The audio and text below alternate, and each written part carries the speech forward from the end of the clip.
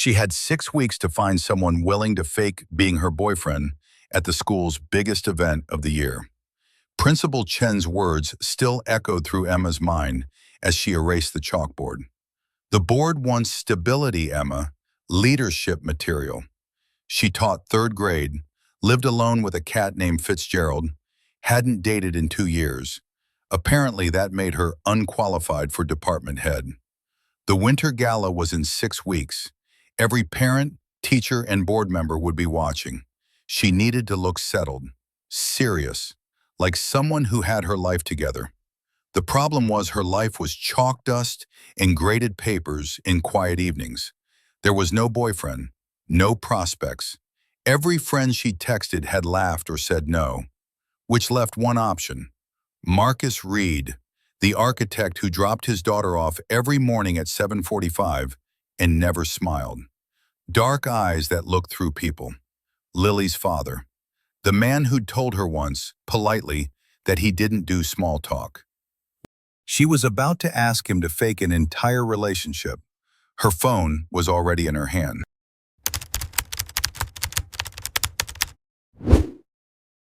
The afternoon light slanted through the classroom windows, turning the empty desks amber. Emma sat at her desk, grading spelling tests, when Principal Chen knocked twice and entered without waiting. "Emma, do you have a moment?" She looked up. Diane Chen wore her board meeting face, neutral, careful. Emma set down her red pen. "Of course." Chen closed the door. That was never good. She sat in one of the small student chairs, knees awkward, hands folded. "The board met this morning. We're finalizing the department head position." Emma's heart kicked. She'd applied 3 months ago, elementary education coordinator. It was everything she'd worked toward. "And they want to meet you at the winter gala, observe you in a social setting." Chen's voice was kind but firm. "They want to see stability, Emma, maturity, someone who represents the school's values." The words hung. Emma heard what wasn't said. "I'm 29. I've been here 5 years. My students consistently—" "You're excellent in the classroom." Chen leaned forward. "But the board sees a young woman who lives alone, doesn't attend school functions with a partner, keeps to herself. They want someone settled." Emma's fingers tightened on the edge of the desk. Settled. Someone who looks like they built a life, not just a career. Chen stood, smoothing her skirt. "I'm on your side. But the gala is in 6 weeks. Show them you're more than just a teacher who goes home to an empty apartment." The door clicked shut. Emma sat in the silence, surrounded by construction paper turkeys and spelling tests with backwards letters. Outside, parents picked up their children. Minivans pulled away. Somewhere, people had lives that looked settled. She opened her phone. No messages, no missed calls. Just her lock screen, a photo of Fitzgerald sleeping on a stack of books. Morning pickup smelled like coffee and cold air. Emma stood on the curb with her thermos, watching the line of cars. She knew most of them now. The Johnsons in their blue sedan, the Martins with their bumper stickers. And at 7:45 exactly, Marcus Reid's black Audi pulled up. He always parked, never used the drop-off lane. Emma watched him open the back door. Lily climbed out with her backpack, dark curls like her father's, bright pink jacket. She said something Emma couldn't hear. Marcus nodded once, adjusted her backpack strap. Other parents waved to each other, made small talk, scheduled playdates. Marcus walked Lily to the entrance, said goodbye, and left. No lingering, no chatter. Lily walked to her classroom alone. Emma had noticed it before, how the other second-grade parents didn't approach him, how their smiles tightened when he was near. He was too tall, too quiet, too composed. "Intimidating," one mother had said in the faculty lounge, "like he's judging everyone." Lily waved at Emma. Emma waved back. The girl had her father's serious eyes but smiled more. She played alone at recess sometimes, read books on the bench while other kids ran. Marcus's car pulled away. Emma thought about what Chen had said. Stability, partnership. Someone who looked like they'd built something. She thought about 6 weeks. The idea was absurd, but it sat in her mind anyway, growing roots. The coffee shop near school was empty at 4 o'clock. Emma sat in the corner booth, rehearsing words that all sounded ridiculous. Her tea went cold. The door chimed. Marcus walked in, still in his work clothes. Dark slacks, white shirt with sleeves rolled to his elbows. He spotted her, hesitated, then approached. "You said it was about Lily." Emma's throat dried. "Not exactly. I lied. Sorry, please sit." He remained standing. "If this is about her reading level, her teacher already—" "It's not about Lily, it's about me." Emma gestured to the seat. "Please, it's awkward enough." He sat slowly, wary. Up close, she could see the shadows under his eyes. The precise way he folded his hands on the table. Waiting. Emma took a breath. "I need a favor, a weird one. You can say no." "Okay." "The school's winter gala is in 6 weeks. I applied for department head. The board wants to see me there with—" She stopped, started again. "They want me to look settled, like I have a life outside work. And I don't. Not one that looks right to them." Marcus's expression didn't change. "I'm not following. I need a date, someone who makes me look serious, stable, like I've built something." The words came faster now. "Just for the gala, maybe a few school events before. We'd need to be seen together, convince people that we're together." Silence. Marcus stared at her. "You're asking me to pretend to date you?" "Yes." Emma's face burned. "I know it's—" "Why me?" She hadn't expected that question. "Because you don't gossip. You're professional. You drop Lily off and leave. You wouldn't make it complicated." "You mean because I don't have friends here?" His voice was flat. Emma winced. "I mean because you're private, trustworthy, and because maybe—" She stopped. "Because maybe what?" "Because maybe you'd benefit too." She met his eyes. "People think you're intimidating. The other parents don't talk to you. Lily plays alone sometimes. If they saw you with someone, saw you softer, it might help." Marcus leaned back. His jaw worked. "You research this." "I pay attention." He looked out the window. Cars passed. The barista wiped down tables. Emma waited, heart hammering. Finally, he spoke. "I'd need to think about it. The gala is November 23rd, 6 weeks. I know when it is." He stood. "I'll let you know tomorrow." He left without ordering coffee. Emma sat alone, tea cold, wondering if she just made everything worse. Marcus sat in his car in the parking lot, hands on the steering wheel, not turning the key. The coffee shop glowed warm through the windshield. Inside, Emma still sat in the corner booth, face in her hands. His phone buzzed. "Lily's after-school program. Pick up by 6, please." He started the engine. Drove. The streets blurred past, familiar but distant. He'd lived in Ashford for 3 years now, since the move after Sarah died. Clean start, people said. Fresh beginning. What they meant was, run away where no one knows you're broken. Emma's words circled back. "People think you're intimidating. Lily plays alone sometimes."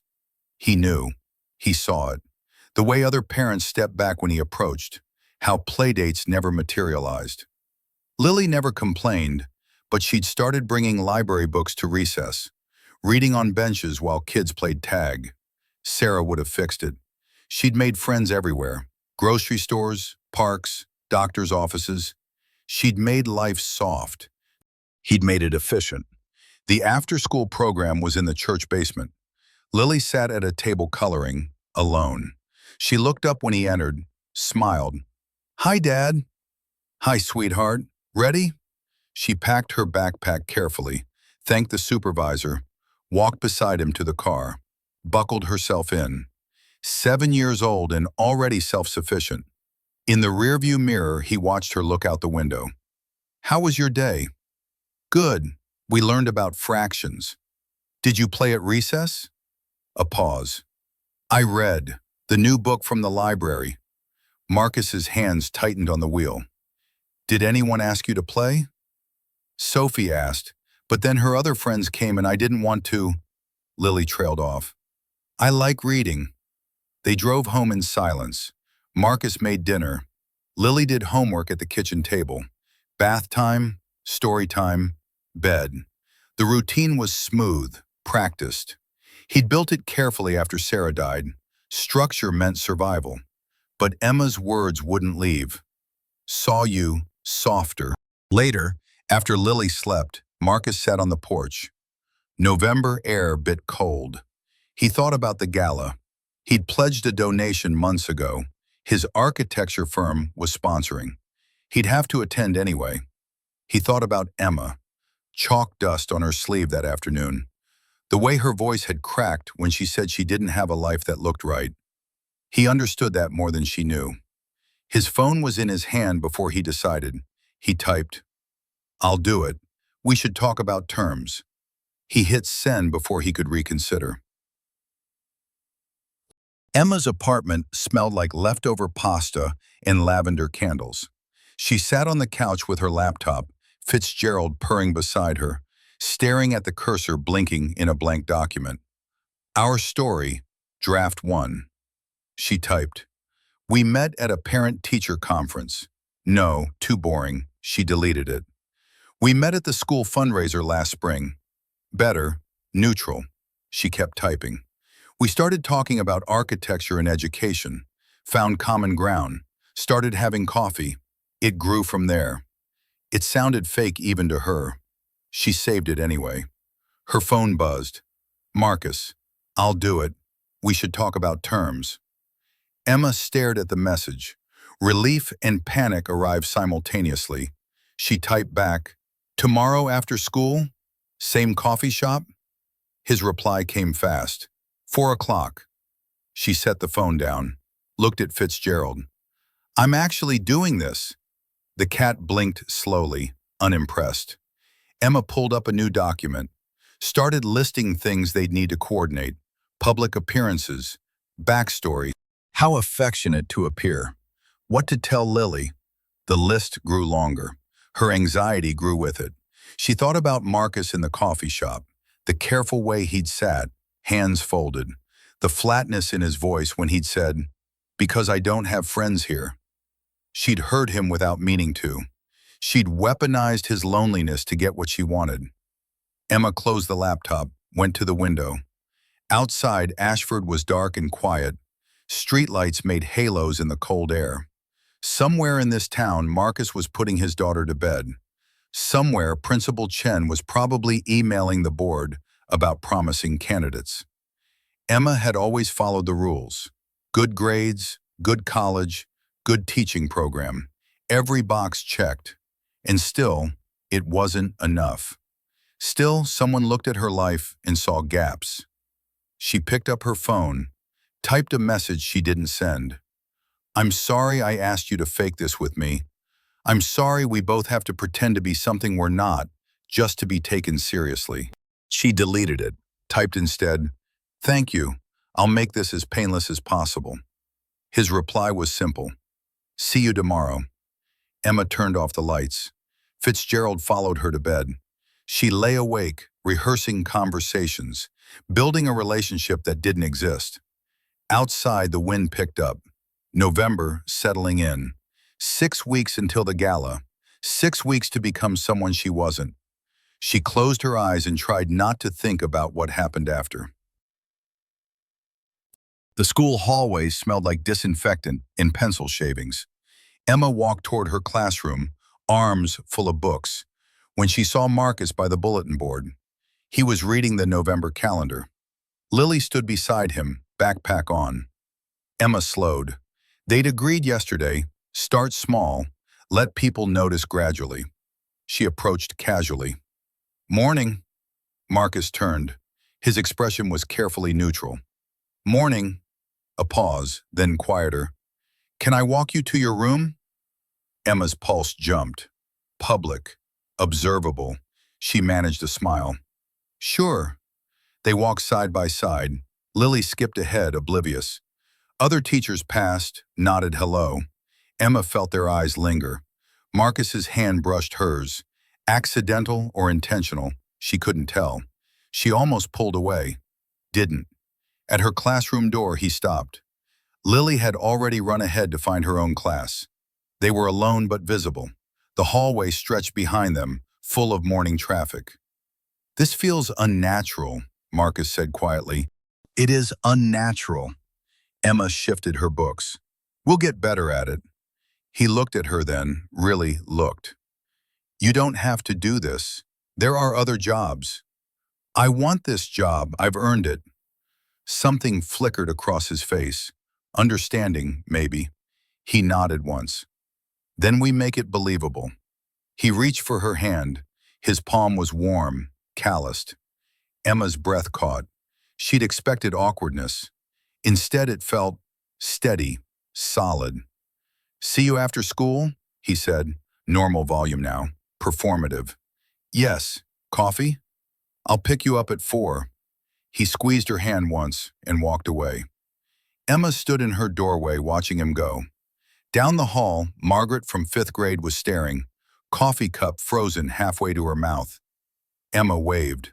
Margaret waved back slowly, eyes wide. It had begun. Parent-teacher conferences filled the school with nervous energy. Emma sat in the hallway outside her classroom, folders organized, coffee going cold. Parents came and went. She smiled, discussed reading levels, handed out progress reports. At 7 o'clock, Marcus appeared. He'd come straight from work. Tie loosened, sleeves still rolled. He carried 2 cups of coffee. "You look like you needed this." Emma accepted it, grateful. "Lily's teacher is in the room next door. Your conference is at 7:15. "I know." He sat beside her in the small plastic chair, knees bent awkwardly. "I thought I'd wait here first, if that's okay." They sat together. The hallway was full of parents waiting, children playing with toys in the corner. Emma felt eyes on them, whispers. She saw Amanda Winters lean toward Rachel Kim, mouths moving. Marcus sipped his coffee. "They're staring." "I know. Should we?" He gestured vaguely. Emma understood. She shifted closer, let her shoulder touch his. Small, natural. Marcus didn't pull away. His warmth bled through her sweater. Amanda approached, smile bright. "Emma, I didn't know you and Mr. Reid were—" She let the sentence hang. Emma felt Marcus stiffen beside her. She touched his knee lightly, grounding. "We've been seeing each other for a few months." Quietly. "How wonderful." Amanda's eyes sparkled with gossip. Lily must be thrilled. Marcus's voice came out careful. "We're taking things slow." "Of course." Amanda lingered, clearly wanting more. When none came, she smiled again and left. Emma watched her immediately find Rachel, whisper, glance back. Marcus exhaled. That was excruciating. That was perfect. Emma removed her hand from his knee, already missing the contact. "By tomorrow, everyone will know." "Is that good?" "That's the point." His conference time arrived. He stood, coffee in hand, looked down at her. "Thank you for the coffee excuse." "It wasn't an excuse. You look like you needed it too." Something crossed his face. Surprise, maybe gratitude. He nodded once and walked to Lily's classroom. Emma watched him go, watched the way other parents made space for him in the hallway. Less space than before. They were noticing. Her next conference arrived. Emma smiled, discussed multiplication facts, tried to ignore the warmth still lingering on her shoulder where Marcus had sat. Marcus's house was small, neat, decorated with Lily's artwork and photographs Emma tried not to look at too closely. She sat on the couch, hands wrapped around tea, while Marcus paced by the window. "3 parents stopped me after the conference," he said, "asked about us, about how we met." "What did you say?" "That we'd been talking for a while, took things slow because of Lily." He turned to face her. "They actually smiled at me, Emma. Barbara Chen invited Lily to her daughter's birthday party. That's never happened." Emma heard the confusion in his voice, the cautious hope. That's good, right? Lily was so excited she couldn't sleep. He sat in the chair across from her, elbows on his knees. She asked if you were my girlfriend. Emma's chest tightened. What did you tell her? That we're spending time together, seeing where it goes. He looked at her. Was that okay? That's perfect, vague but honest. She wants to know if you'll come to her soccer game Saturday. Emma hadn't expected that. Do you want me to? Marcus was quiet for a long moment. It would help. Other parents will be there, and Lily, he stopped, started again. She really likes you. She talks about how you waved at her in the morning, how you helped her find her library book last week. I didn't know she remembered that. She remembers everything. His voice went soft. She's been alone a lot, since Sarah died. I've tried to, he gestured helplessly. I've tried to be enough, but I'm not her mother. I'm barely managing to be her father. Emma set down her tea. Marcus, you're raising a kind, smart, lovely kid. You're doing more than managing. He looked away. Some days it doesn't feel like it. They sat in silence. The house was warm, lived in. Lily's backpack hung by the door. Drawings covered the refrigerator. A life built carefully around a wound that hadn't healed. Emma thought about her empty apartment, her cat in grading papers. The life that looked like nothing to Principal Chen's board. I'll come to the game, she said quietly. Marcus met her eyes. Thank you. Outside, the wind picked up, November deepening. Emma finished her tea, said goodbye, drove home through dark streets. In her rearview mirror, Marcus's house glowed warm. A light in Lily's window. A man standing on the porch, watching her leave. Emma pulled into her parking lot, sat in the silence. Her phone buzzed. Marcus. Lily just said you're nice. High praise from her. Emma typed back. She's pretty great herself. She went inside. Fitzgerald meowed for dinner. She fed him, changed clothes, tried to grade papers. But her mind kept circling back to Marcus's living room. The catch in his voice when he'd said, I'm barely managing to be her father. She wondered what Sarah had been like, if she'd filled the house with laughter, if Lily remembered her. She wondered when exactly this had stopped feeling like a performance. Emma's classroom was her favorite place before the kids arrived. Quiet, morning light through tall windows.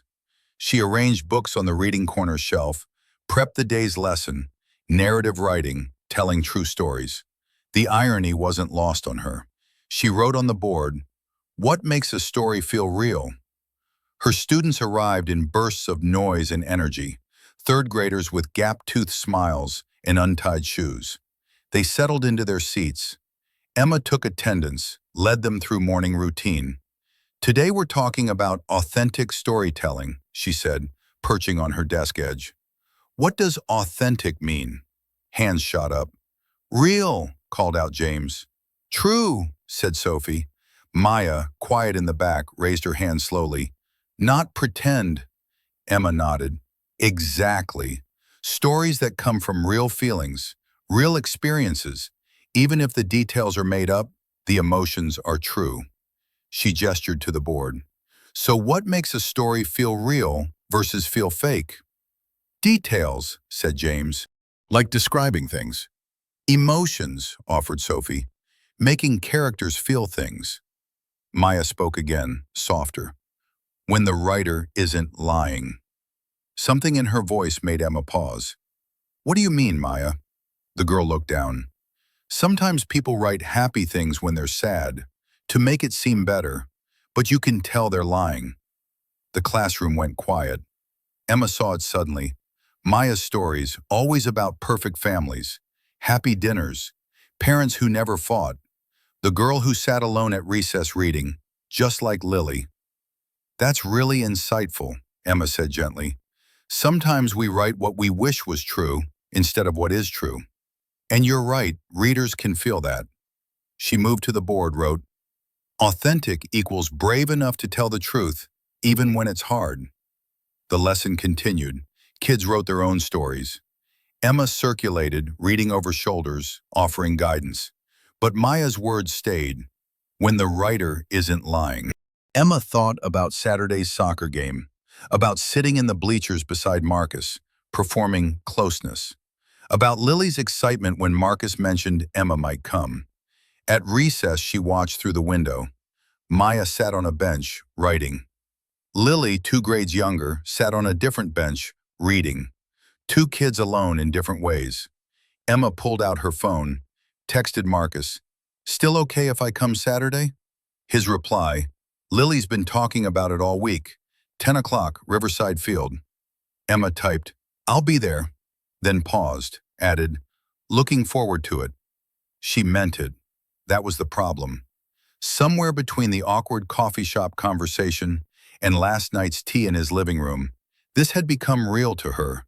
The performance was bleeding into something true. She thought about the board she'd just written, brave enough to tell the truth. But the truth was complicated. The truth was that she wanted this job, and she wanted Marcus to look at her the way he had last night, when she'd told him he was doing more than managing. The truth was that she was lying to everyone, including herself. The bell rang. Kids rushed back inside, voices loud. Emma erased the board, started the afternoon lessons, taught her students to write authentic stories while living a false one. Outside, clouds gathered, November moving toward winter. 4 weeks until the gala. 4 weeks to make everyone believe something that wasn't real. Emma wondered when exactly she'd started wishing it was. The school parking lot was nearly empty at 7:30. Emma pulled in beside Marcus's Audi, thermos of coffee in hand. He got out when he saw her, holding 2 cups from the cafe down the street. "I brought you coffee," they said simultaneously. Emma laughed. Marcus almost smiled. "Great minds," he said, handing her one. "Though now you have 3 coffees." "I'll manage." She set her thermos in the car, accepted his cup. Their fingers brushed. The touch felt less foreign than it should.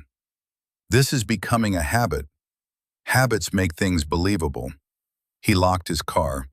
They walked toward the entrance together, footsteps synchronized without trying. Morning air was sharp, carried the smell of frost in dead leaves. Other teachers were arriving. David Chen waved from across the lot. "Morning, you two." Marcus's hand found the small of Emma's back. Light pressure, guiding. She leaned into it slightly, muscle memory from a week of practicing small touches. To anyone watching, it looked natural. Inside, the hallway was brighter, warmer. Marcus walked her to her classroom, same as yesterday and the day before. The routine was settling in. Emma found she didn't mind it. His presence was quiet, steady. He didn't fill silence with chatter like some people did. At her door, he paused. "Saturday, 10 o'clock. I'll be there." He hesitated, then leaned down and kissed her cheek. Quick, chaste. But his lips were warm, and the gesture sent heat through her face. He pulled back, eyes searching hers. Checking. Emma managed a smile. "Good luck with your morning." He nodded once and left.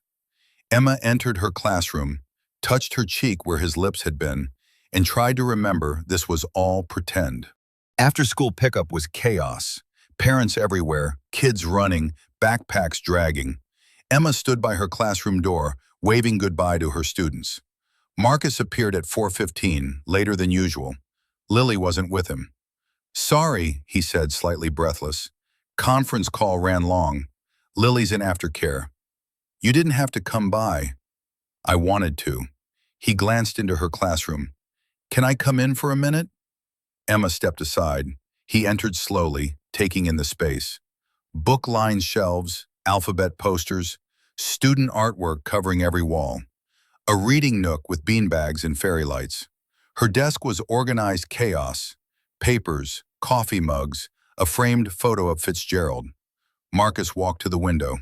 "It's warm in here." "Too warm?" "No, I mean," he turned. "It feels lived in, safe." Emma understood suddenly. "What does your office feel like?" "Sterile. Glass and steel. Very modern."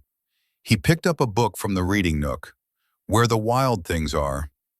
Lily loves this one. It's a good one. He set it down carefully. I see why kids love you. This room, it's like walking into a hug. Emma's throat tightened. That's the nicest thing anyone said about my teaching. Marcus looked at her directly. You're good at this, making spaces feel safe. He stopped. I'm not good at that. Marcus, your house feels safe. Lily feels safe. Lily feels structured. That's different. Emma crossed to where he stood. Structure is safety for some kids, especially kids who've lost a parent. You gave her consistency when her world fell apart. That's love. His jaw worked. He looked away, out the window where buses were loading. Sarah was the warm one. I'm just keeping things running. You're doing more than that.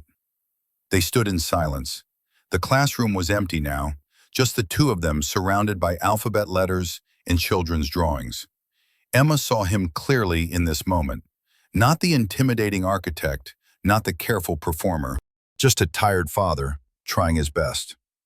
Thank you, he said quietly, for saying that. I mean it. He checked his watch. I should get Lily. Emma walked him to the door.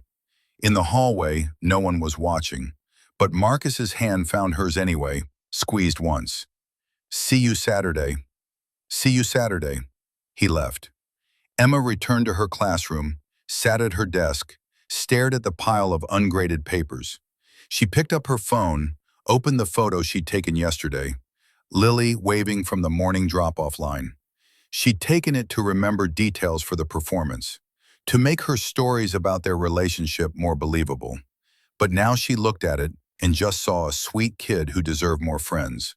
A girl who'd lost her mother and learned to be self-sufficient too young. Emma set down her phone, started grading papers, tried not to think about how warm Marcus's hand had felt in the empty hallway where no one was performing for anyone. The grocery store on Saturday morning was Emma's personal nightmare. Crowded, loud, fluorescent. She grabbed a cart, started her list. Produce section first. She was comparing apples when she heard her name. Emma, hi! Amanda Winters. Of course, with her husband and two kids, cart full of organic everything. Emma smiled. Hi, Amanda. Shopping for the week? Just basics. Emma dropped apples in her cart, tried to escape. We should do a couple's dinner sometime. You and Marcus, me and Jeff. Amanda's eyes gleamed. I'd love to get to know him better. He's so quiet at school events. Emma's mind raced. That sounds nice. I'll mention it to him. Is he here? We could ask now. No, Emma started then stopped. Because there, turning into the produce section, was Marcus, with Lily, and they'd clearly seen her. Lily waved. Miss Torres! Marcus approached, expression carefully neutral. Hey! His hand found Emma's waist like it belonged there. Thought that was you. Amanda beamed. We were just talking about a couple's dinner. Marcus looked at Emma, then back to Amanda. Sounds good. Emma can text you. Perfect. Amanda's phone was already out. Let me get your numbers. They exchanged information, made vague plans. Amanda finally left, satisfied. Emma waited until she was out of earshot. Sorry, she ambushed me. It's fine. Marcus pulled his hand back from her waist. Lily was examining avocados, not paying attention. He lowered his voice. This is what we signed up for. Still, grocery store surveillance wasn't in the contract. There's a contract? His mouth twitched, almost a smile. Emma laughed despite herself. Mental contract, implied terms. Lily appeared with 3 avocados. Dad, can we make guacamole? Sure, sweetheart. Marcus took them, added them to his cart. He glanced at Emma. Do you like guacamole? I do. Want to come over for lunch? We're making it anyway. Lily's eyes widened. Yes. Please come, Miss Torres. Emma looked between them, father and daughter, both watching her with similar expressions. Hopeful. Open. I'd like that. Let me finish shopping first. We'll wait. Marcus gestured to the cart. We need stuff anyway. They shopped together. Lily picked out limes, tomatoes, cilantro. Marcus grabbed chicken, rice, cheese. Emma felt other shoppers watching, smiling. A family, they probably thought.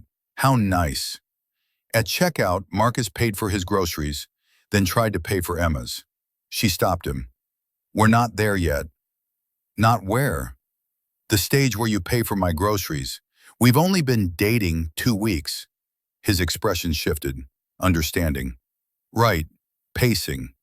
They loaded cars separately, met in the parking lot. Lily climbed into Marcus's car, waved at Emma through the window. Marcus leaned against his door. Follow us?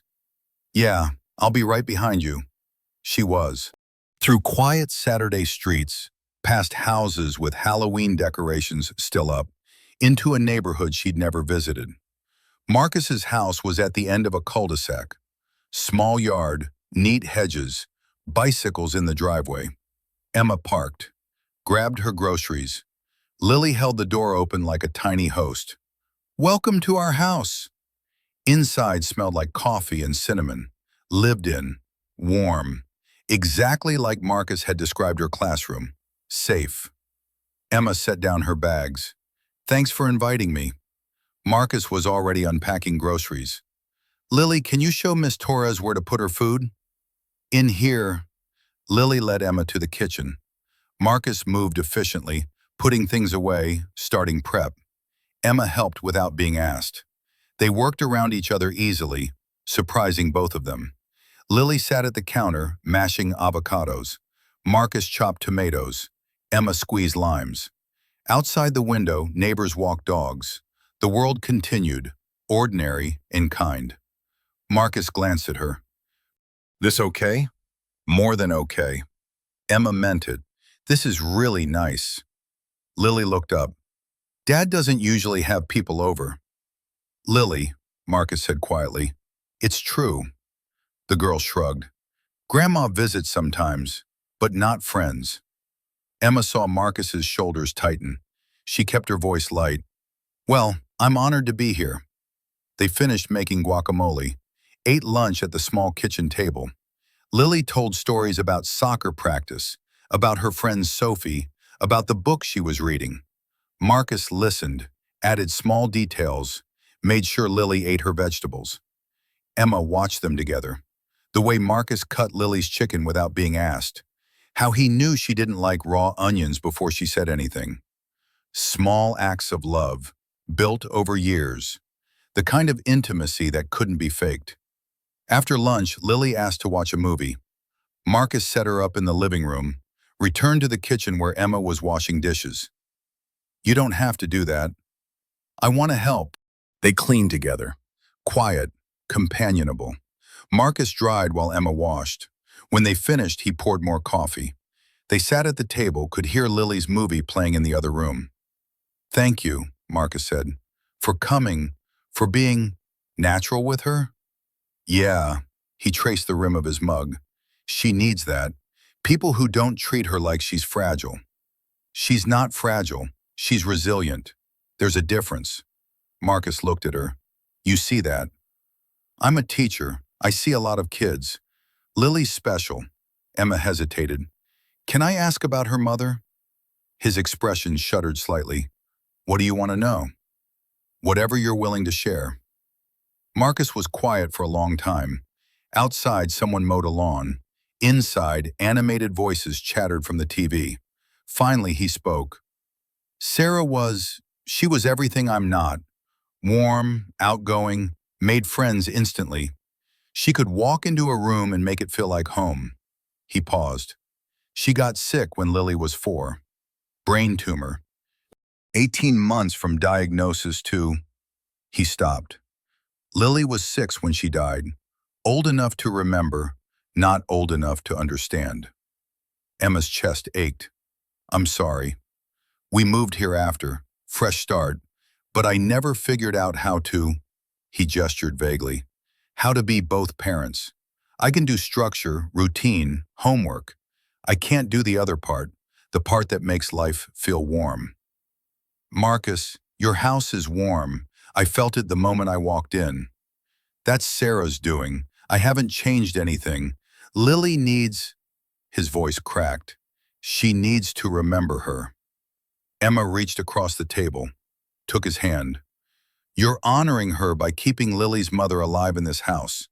That's not failing. That's love. He looked down at their joined hands. Sometimes I think I'm doing it wrong. All of it. You're not. Emma squeezed gently. You're doing it scared. That's different from doing it wrong. Marcus met her eyes. Something passed between them. Understanding, maybe recognition. Two people trying their best, and terrified it wasn't enough. From the living room, Lily called, Dad, Miss Torres, this part is funny. They broke apart, went to watch the movie. Lily sat between them on the couch, explaining plot points, laughing at jokes. Emma felt Marcus's arm along the back of the couch, not quite touching her shoulders but present, protective. When the movie ended, Emma checked the time. I should go. Let you two have your evening. Lily hugged her at the door. Thanks for coming. Thanks for inviting me. Emma ruffled her hair gently. Marcus walked her to her car. November's sun was sinking, turning everything amber. See you at the game tomorrow? 10 o'clock. I'll be there. He hesitated. Today was nice. Really nice. It was. Emma opened her door, paused. Marcus, you're a good father. I hope you know that. He looked away. I'm trying. It shows. She drove home. In her rearview mirror, Marcus stood in the driveway, watching until she turned the corner. Emma's apartment felt emptier than usual. Fitzgerald meowed for dinner. She fed him, unpacked groceries, tried to read. But her mind kept circling back to Marcus's kitchen. The easy way they'd moved around each other. How natural it had felt, being part of their small family for an afternoon. She checked her phone. No messages. She typed, Thanks again for today. Then deleted it. Typed, Lily is wonderful. You're doing great. Deleted that too. Finally, she settled on, See you tomorrow. His reply came fast. Looking forward to it. Emma set down her phone, stared at the ceiling, wondered when exactly she'd stop counting down to the gala, and started dreading the moment this arrangement would end. Riverside Field was packed with parents and siblings and lawn chairs. Emma arrived at 9:50, scanning for Marcus. She found him on the sidelines, setting up a small folding chair. He saw her, waved. You made it, he smiled. Actually smiled. It changed his whole face. I said I would. Emma had brought her own chair, coffee, a blanket. It was colder than she'd expected. Her breath made clouds. The game started. Lily played defense, focused and serious. Emma watched her track the ball, called to teammates, never give up on a play. Marcus watched too, hands shoved in his pockets, shoulders tense. She's good, Emma said. She works hard. Pride colored his voice. Practices every night in the yard. Emma glanced at him. Do you play with her? I try. I'm not very good. I bet she doesn't care. Other parents surrounded them. Emma recognized several from school, Amanda and Jeff, Barbara Chen, the Martins. They waved, smiled, made space. Barbara brought over cookies. I made extra. Want some? Marcus accepted them with actual warmth. Thank you. Emma watched the shift. How the other parents approached now, included him in conversations. Someone asked about his architecture firm. Someone else invited him to a dad's poker night. Marcus handled it carefully but not coldly. He was trying. At halftime, Lily ran over. Did you see my save? It was great, sweetie. Marcus handed her water. Good positioning. Lily turned to Emma. You're really here. Of course I am. I said I'd come. The girl's smile could have lit the field. She ran back to her team. Marcus watched her go, expression soft. Emma felt something twist in her chest. Affection, longing, something unnamed. The second half started. Emma found herself cheering when Lily blocked a shot. Marcus glanced at her, surprised, then pleased. Their shoulders touched. Neither moved away. When the game ended, Lily's team won 3-2. Parents started packing up. Marcus folded his chair. Emma gathered her things. Lily appeared, grass-stained and grinning. "We won!" "You were amazing." Emma meant it. "Are you coming for lunch again?" Lily looked between them, hopeful.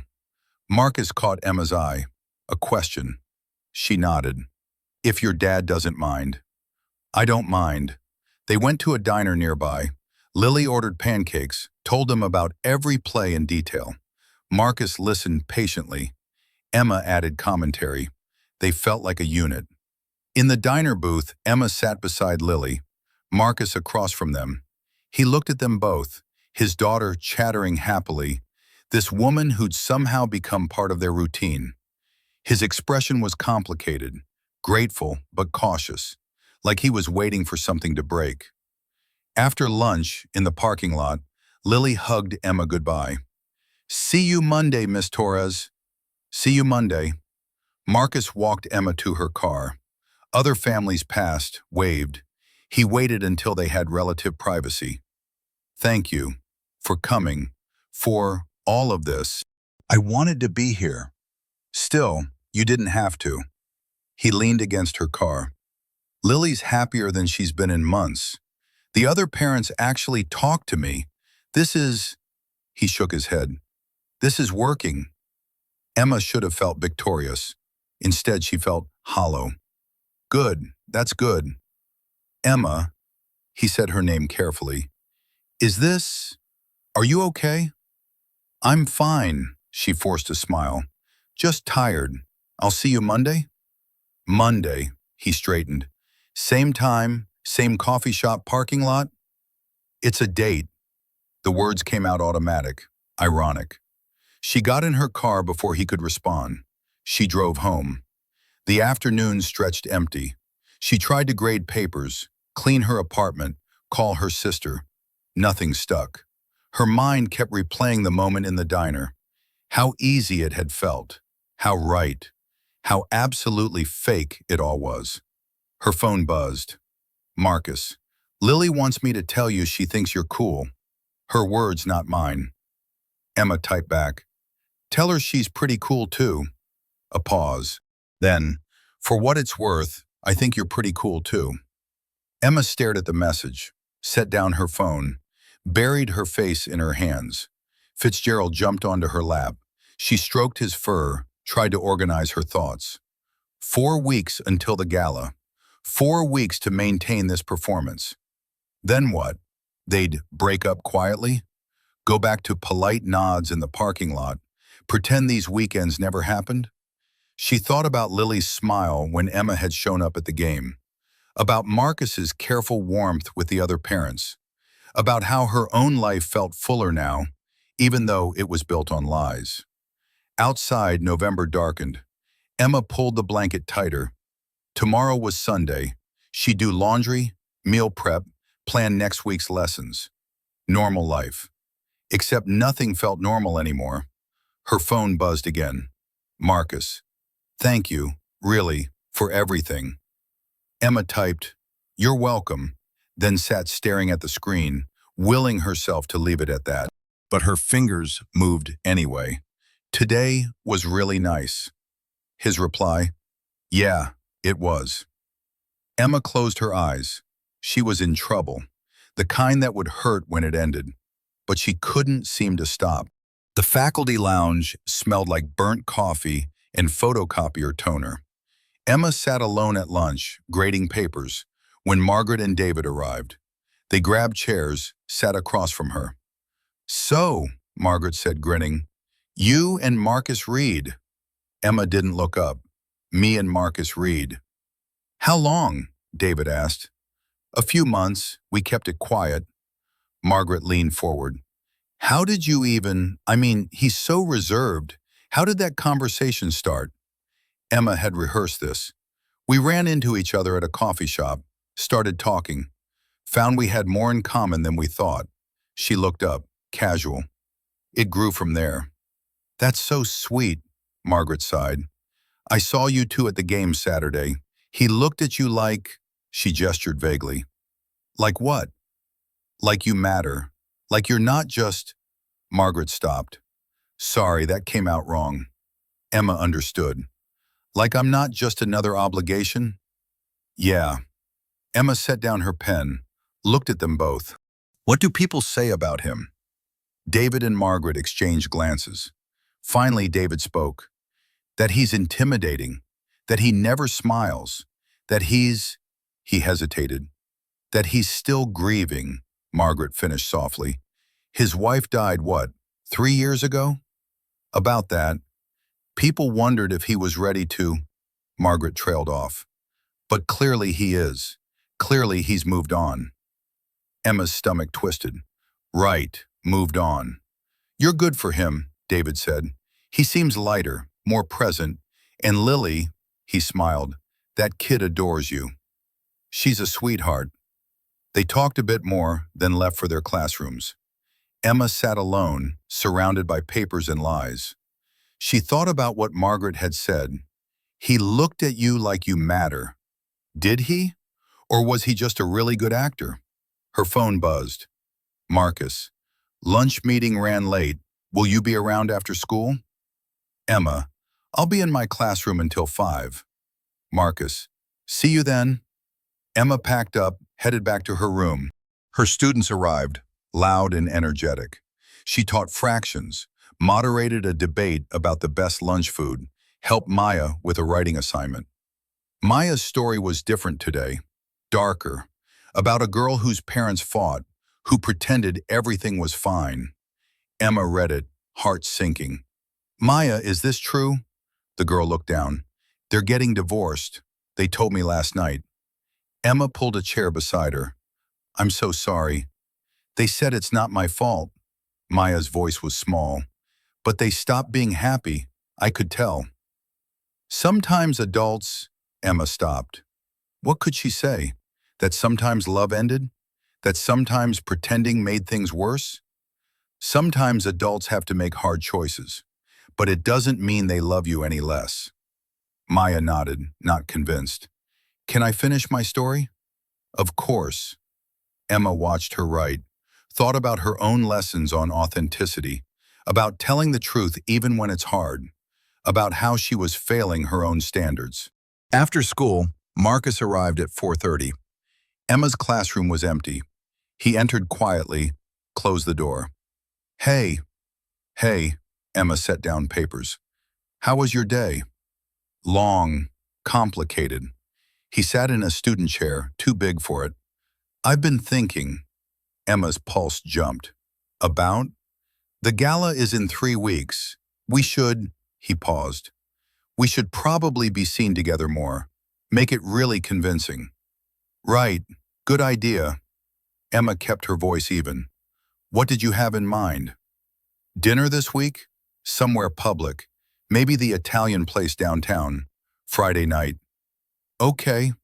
Marcus looked at her. You seem off. Are you okay? I'm fine, just... Emma gestured at Maya's story on her desk. Rough day. One of my students is dealing with her parents' divorce. That's hard. Yeah. Emma met his eyes. Do you ever think about... She stopped. About what? About how this affects Lily. If we're... She struggled for words. If we're setting her up to be hurt when this ends. Marcus went very still. I think about that constantly. And I don't know. He ran a hand through his hair. I tell myself we're taking it slow, that she understands we're just figuring things out. But she talks about you all the time, Emma. She draws pictures of the 3 of us. She asked yesterday if you'd come to Thanksgiving. Emma's chest tightened. What did you tell her? That I'd ask you, that I didn't know your plans. He looked at her. What should I have said? I don't know. Emma sat at her desk. I don't want to hurt her, but I also... She stopped. Also what? Also, I don't know how to stop this without hurting everyone. Emma's voice went quiet. Including myself. Silence. Marcus stood, moved to her desk. Emma, I know this is fake. I know we have an agreement. I know, her voice cracked. I know when the gala ends, this ends. I'm not confused about that. Are you sure? His voice was careful. Because he stopped, started again. I'm not sure anymore about what's fake and what's not. Emma looked up at him. What are you saying? I'm saying, Marcus exhaled, I'm saying I look forward to seeing you every morning. I'm saying Lily lights up when you're around. I'm saying last Saturday felt more real than anything has felt since Sarah died. He paused. I'm saying I don't know what happens after the gala, but I think, he stopped. You think what? I think maybe we should figure it out, together. Emma stood. They were close now, desk between them. Marcus, we can't. This was supposed to be. I know what it was supposed to be. His eyes were dark, intense. I'm telling you what it's become, at least for me. Her phone rang. The school office. Emma answered, grateful for the interruption. Hello? Emma, Principal Chen needs to see you. Can you come down? Now? If possible. Emma hung up. I have to go. Chen wants to see me. Marcus stepped back. We'll talk later? Yeah, later. She left. Walked to the office, heart hammering. Chen's door was open. Emma, come in. Close the door. Emma sat. Chen looked pleased. The board met this morning. They wanted me to tell you. They're very impressed. Your relationship with Marcus shows maturity, stability, exactly what they're looking for. Emma forced a smile. That's great. You'll have competition for the position, but you're a strong candidate now. Chen leaned forward. Keep doing what you're doing. Let them see you at the gala with Marcus. Show them you're the full package. I will, thank you. Emma left, walked back to her classroom. Marcus was gone. She sat at her desk, stared at Maya's story about pretending. Her phone buzzed. Marcus, dinner Friday? 7 p.m.? Emma typed, yes, then sat watching the cursor blink, wondering which parts of Friday would be real and which would be performance. She added, we really do need to talk. His reply, I know. Emma packed her things, drove home, called her sister, told her everything. Her sister listened, then said quietly, Emma, you're in love with him. I'm not. This is just, you're in love with him. And maybe he's falling for you too. But you started this on a lie. How does that end well? Emma didn't have an answer. She hung up, fed Fitzgerald, tried to watch TV, but her mind circled endlessly. Marcus's words in her classroom, the way he'd looked at her, the way she'd wanted to close the distance between them. 3 weeks until the gala. 3 weeks to decide what was real and what was performance. 3 weeks until everything fell apart or somehow, impossibly, came together. Emma closed her eyes, wondered which outcome scared her more. Friday arrived with rain. Emma stood in front of her closet, staring at clothes that all felt wrong. Casual sweater? Too casual. The black dress? Too formal. She settled on dark jeans and a soft blue top. Simple. Believable. The Italian restaurant was downtown, warm and crowded. Emma arrived first, got a table by the window. Marcus walked in at 7 exactly, shaking rain from his jacket. He saw her, and something crossed his face. Relief, maybe. Or nervousness. You look nice, he said, sitting across from her. So do you. He did. Dark sweater, jeans, hair slightly damp, less polished than his usual work attire, more human. They ordered wine. The server left menus. Emma looked around. She recognized 2 couples from school. The Martins at the bar. Barbara Chen in a corner booth. Of course, nothing was private in Ashford. We have an audience, she said quietly. Marcus glanced around. I see them. Should we? Emma gestured vaguely. Be coupley? He reached across the table, took her hand. His thumb traced her knuckles. Like this? Emma's breath caught. Yeah, like that. They ordered food, talked about work, safe topics, but the conversation felt stilted, too aware of watchers. Emma sipped wine, tried to relax. "This is awkward," Marcus said finally. "Very. We've had lunch with Lily a dozen times. Why is dinner without her so strange?" Emma laughed despite herself. "Because Lily's a buffer. She fills the silence, makes everything easy." "True," Marcus smiled slightly. "She'd be telling us about her science project right now, in excessive detail." "The volcano?" "The volcano." He shook his head. "She wants to make it 4 feet tall. I'm trying to negotiate down to 2. Good luck with that." Their food arrived. They ate, found easier rhythm. Marcus told her about a difficult client. Emma told him about her students' latest creative writing disasters. The conversation flowed naturally eventually. When she laughed at something he said, his whole face changed, opened up. Barbara Chen passed their table on her way out.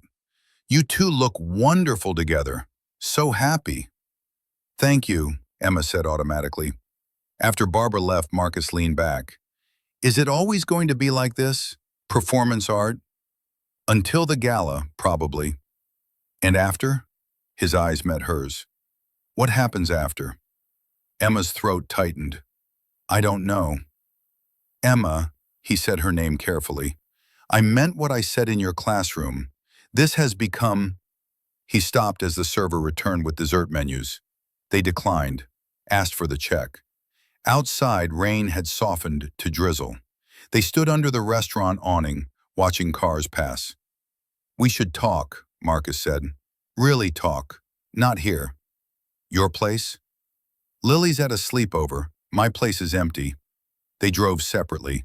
Emma followed his taillights through wet streets. Her mind raced. What were they doing? What did he want to say? What did she want? Marcus's house was dark.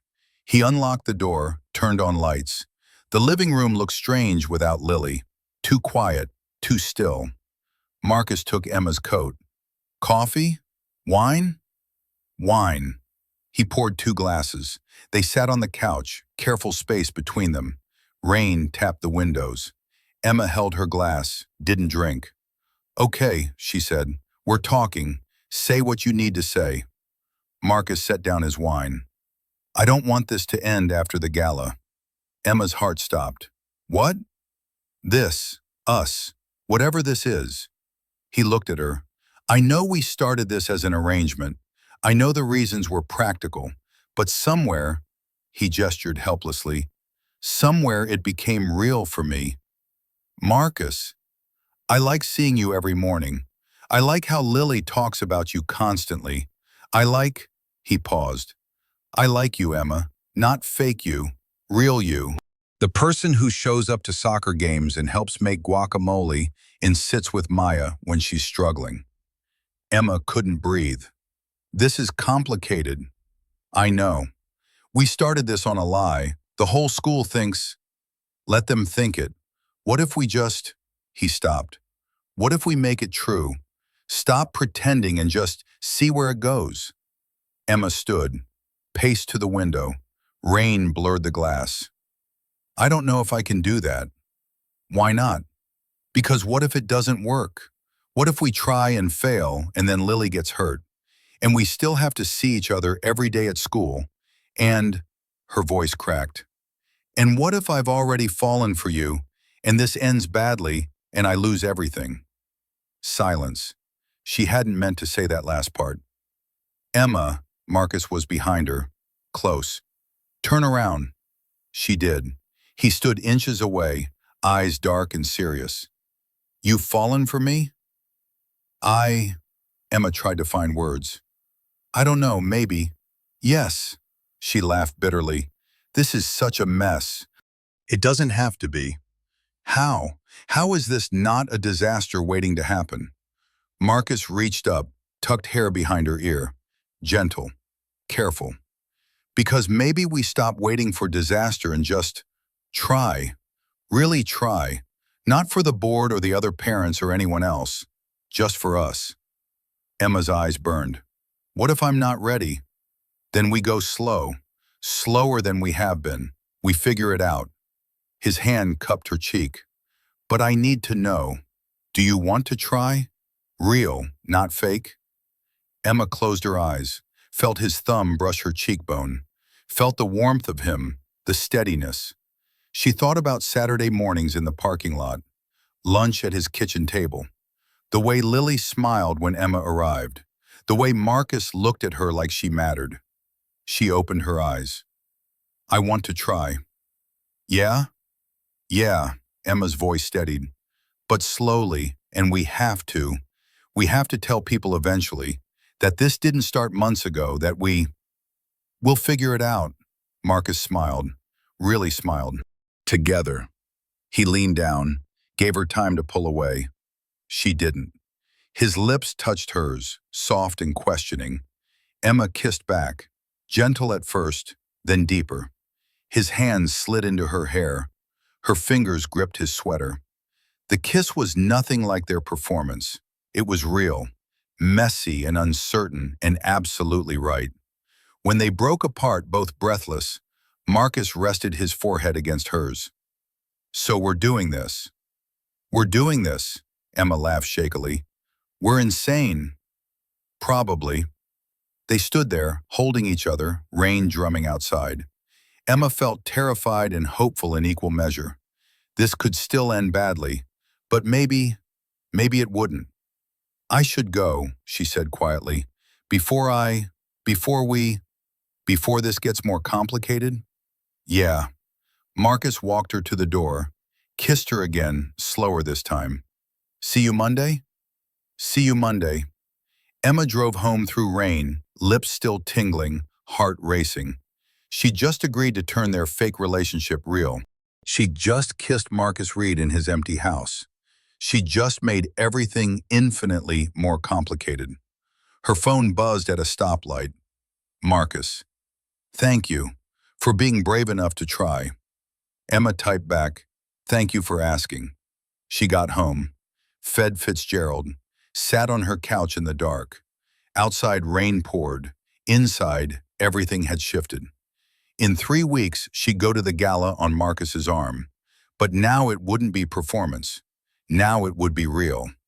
Emma didn't know if that made it better or worse. She just knew she couldn't go back. Whatever happened next, they'd face it together. She hoped that would be enough. Monday morning felt different. Emma pulled into the parking lot at 7:30.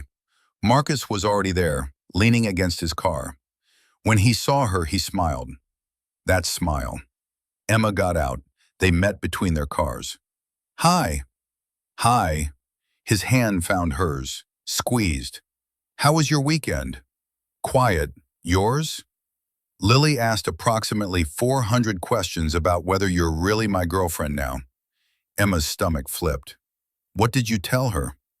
The truth, that we're seeing where things go, that we care about each other, that, he paused, that yes, you're my girlfriend, if that's okay. It's okay. Emma felt heat rise in her face. It's more than okay. They walked to the entrance together. Other teachers arrived, waved. Emma saw Margaret's eyes widen, saw David grin. The news would spread quickly. Not that they'd crossed a line, just that they looked different, happier, real. At Emma's classroom, Marcus stopped. Dinner this week? Wednesday? My place. I'll cook. You cook? Passively, he smiled. Lily's insisting. Apparently, we need to practice being a family. Emma's heart squeezed. Tell her I'll be there. He kissed her cheek, quick but genuine, then walked away. Emma watched him go, then entered her classroom. It looked the same as always, but everything felt different. Her students arrived. Emma taught math, reading, writing. At recess, she watched Maya on the playground. The girl was sitting with a group now, talking, laughing, not alone anymore. After school, Marcus picked up Lily late again, appeared in Emma's doorway. Can we come in? Lily ran to Emma's desk. Dad said you're his girlfriend for real now. Emma glanced at Marcus. He shrugged slightly. She asked directly. I don't lie to her. I'm glad you don't. Emma looked at Lily. Is that okay with you? It's great, Lily beamed. Now you can come to Thanksgiving, and maybe Christmas, and Lily, Marcus's voice was gentle. Let's not plan the whole year yet. But she's coming to dinner Wednesday, right? Right. Then I'm making dessert. Brownies. Miss Torres, do you like brownies? I love brownies. Perfect. Lily grabbed her backpack. Come on, Dad. We have to go shopping. Marcus met Emma's eyes. Mouthed. Sorry. Emma smiled, mouthed back. It's fine. They left. Emma packed up, drove home. Her sister called during dinner.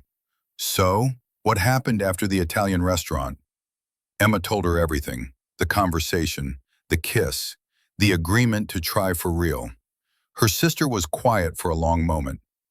Emma, are you sure about this? No, but I'm doing it anyway. What about the job? What if the board finds out you started this whole thing as a fake relationship? Emma had thought about that.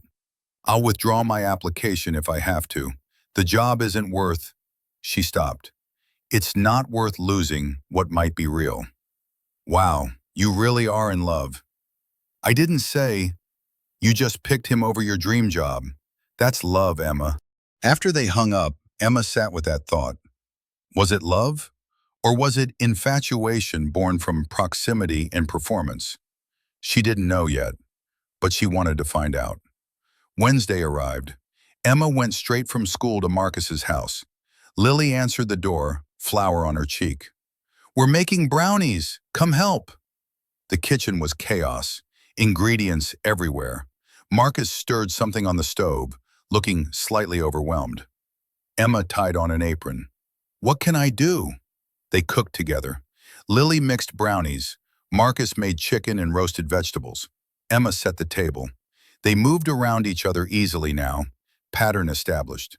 When dinner was ready, they sat together. Lily told stories. Marcus listened. Emma helped Lily cut her chicken. After dinner, Lily served brownies with ice cream. They ate at the table, content and full. Then Lily asked, Can Miss Torres read my bedtime story? Marcus looked at Emma. Only if she wants to. I want to. Upstairs, Lily's room was pink and soft. Books everywhere, drawings taped to walls, photos of a woman Emma recognized from pictures in the living room. Sarah. Dark hair, bright smile. Lily's eyes. They read 3 chapters of Charlotte's Web. Lily fell asleep halfway through the third. Emma set down the book, pulled up blankets, kissed her forehead without thinking. Downstairs, Marcus was cleaning up. Emma helped. They washed dishes side by side. Thank you, he said quietly, for reading to her, for all of this. I like being here, Emma dried a plate, with both of you. Marcus turned off the water, faced her. Emma, I need to tell you something. Her pulse jumped. Okay? Sarah, before she died, she made me promise something. His voice was rough. She made me promise I wouldn't shut down, that I'd let Lily see me move forward, that he stopped, that I'd let myself be happy again. Emma set down the towel. Marcus, I tried for 3 years. I couldn't. I didn't know how. He looked at her. And then you asked me to fake date you. And somewhere in the pretending, I remembered what happiness felt like. Emma's eyes burned. I'm not her. I don't want you to be her. Marcus stepped closer. I want you to be you. Emma, who makes terrible jokes and shows up to soccer games and reads to my daughter. Emma, who makes my life feel less empty. Emma reached up, touched his face. This is really scary. I know. What if we mess this up? Then we mess it up. His hand covered hers. But at least we tried. Emma kissed him. Soft, slow, a promise. When they broke apart, Marcus pulled her close. They stood in his kitchen holding each other, 2 people trying to build something real from a foundation of lies. Stay for a while? He asked quietly. Okay. They moved to the couch, Emma curled against him. They watched TV without really watching, just existing together. Around 10, Emma said she should go. Marcus walked her to her car. See you tomorrow? 7:30, parking lot. He kissed her goodnight. Emma drove home, still feeling his arms around her. Her apartment felt emptier than before. Fitzgerald meowed accusingly. She fed him, got ready for bed. Her phone buzzed. Marcus. Lily says you're her favorite teacher now. Also her favorite person in general. Just so you know. Emma smiled, typed.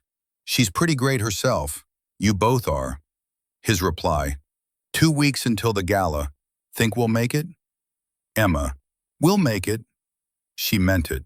Whatever came after, board decisions, school gossip, the reality of merging their complicated lives, they'd face it. Together.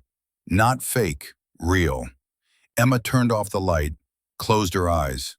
For the first time in weeks, she wasn't counting down to the gala. She was counting on something more. Outside, November moved toward December. Inside, something new was beginning. Fragile but genuine, built on honesty, finally. Emma just hoped it was strong enough to last. Thanksgiving week arrived fast. School buzzed with pre-holiday energy. Emma's students were distracted, excited. She taught half-heartedly, mind elsewhere. Marcus had invited her to Thanksgiving. Just us three, he'd said. Low-key. Lily wants to help cook. Emma had said yes, then panicked. Thanksgiving felt significant, official. Meeting the family level, except Lily already knew her. But still.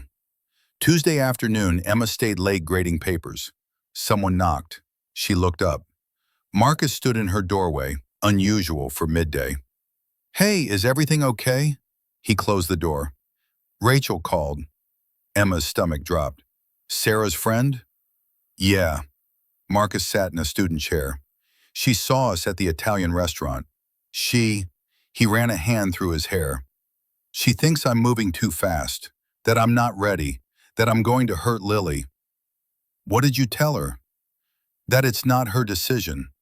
His jaw was tight. But she's not wrong. Am I moving too fast? He looked at Emma. Am I using you to avoid dealing with Sarah's death? Emma moved to sit beside him. Are you? I don't know, his voice cracked. I loved Sarah. I loved her so much. And then she was gone and I stopped feeling anything. For 3 years I just survived. And now, he met her eyes.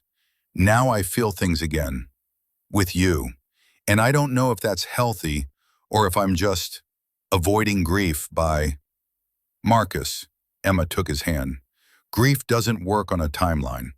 And feeling something new doesn't erase what you felt before.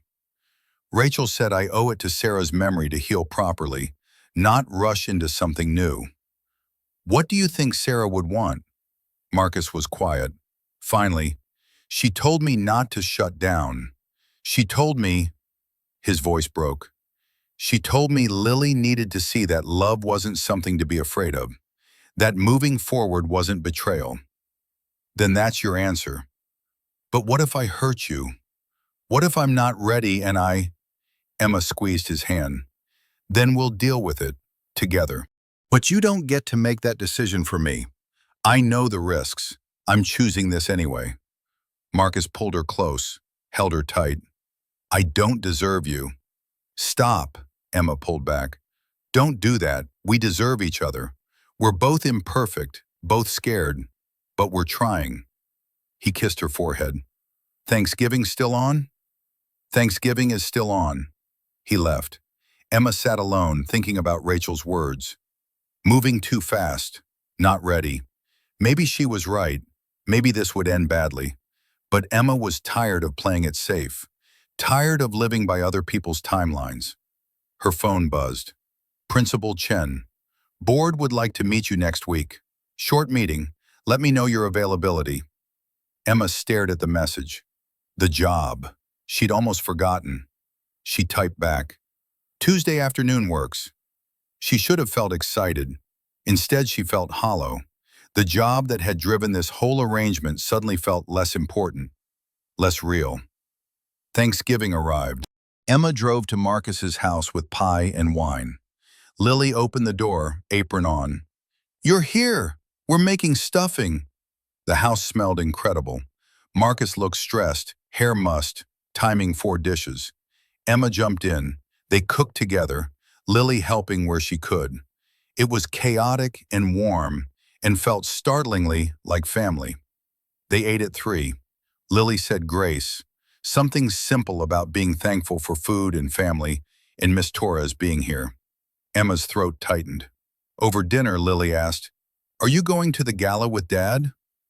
"I am." "What are you wearing?" Emma and Marcus exchanged glances. They hadn't discussed this. "A dress," Emma said vaguely. "A pretty one?" "I hope so." "Dad, are you wearing a suit?" "Yes, sweetheart." "Good, you look handsome in suits." Lily turned to Emma. "He wore a suit to Mommy's funeral. He looked very handsome but also very sad." Silence. Marcus set down his fork. "Lily, it's okay, Dad. Miss Torres knows about Mommy, right?" "I do," Emma said gently. "Your mom sounds like she was wonderful." "She was." Lily's voice was matter-of-fact. "I miss her, but I like that you're here now. Is that okay?" Emma's eyes burned.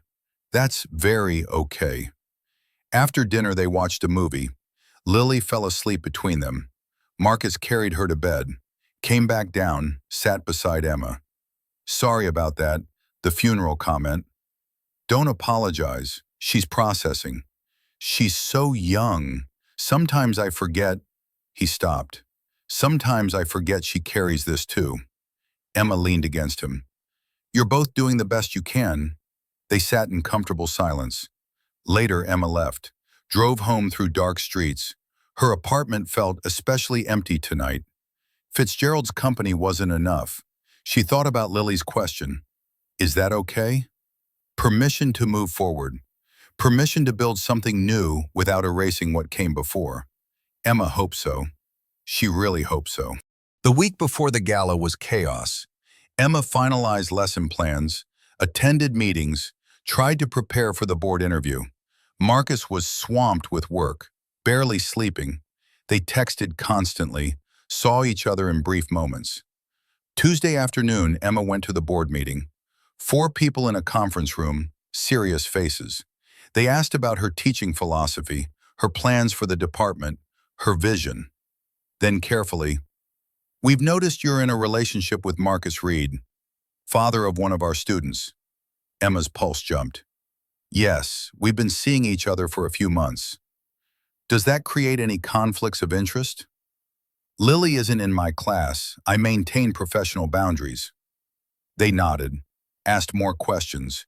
Emma answered carefully. When it ended, they thanked her, said they'd be in touch after the gala. She left feeling uneasy, called Marcus from her car. "They asked about us." "What did you say?" "The truth, that we're dating, that there's no conflict." She paused. "I didn't tell them how it started." "Emma, I couldn't. If they knew," her voice cracked, "if they knew it started fake, they'd never consider me." Marcus was quiet. "What do we do?"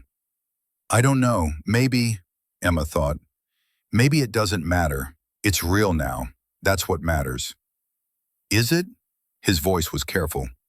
"Or are you just saying that because you want the job?" Emma felt punched. "That's not fair." "Isn't it? You started this for the job. How do I know?" He stopped. "How do I know what's real and what's strategic?" "Because I told you. Because I'm here. Because," Emma's voice rose, "because I chose you over playing it safe." Silence. Then Marcus, quieter. "I'm sorry. I'm stressed.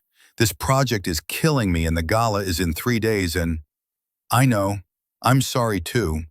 Emma exhaled. "Let's just get through Saturday, then we'll figure out the rest." "Okay." They hung up. Emma sat in her car, hands shaking. The fight felt small but significant.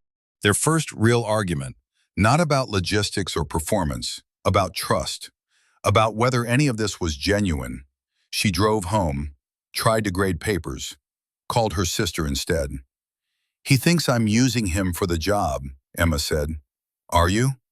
No, I mean, it started that way, but now…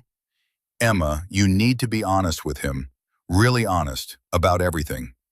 I have been. Have you? Have you told him you'd give up the job if you had to choose? Emma was quiet. That's what I thought, her sister said gently. After they hung up, Emma stared at her ceiling. Would she give up the job? For Marcus? For what they were building? She didn't know, and that scared her more than anything. Friday arrived. Emma left school early to get her dress. Navy blue, simple, elegant. Shoes that hurt already. She got her hair done, nails done.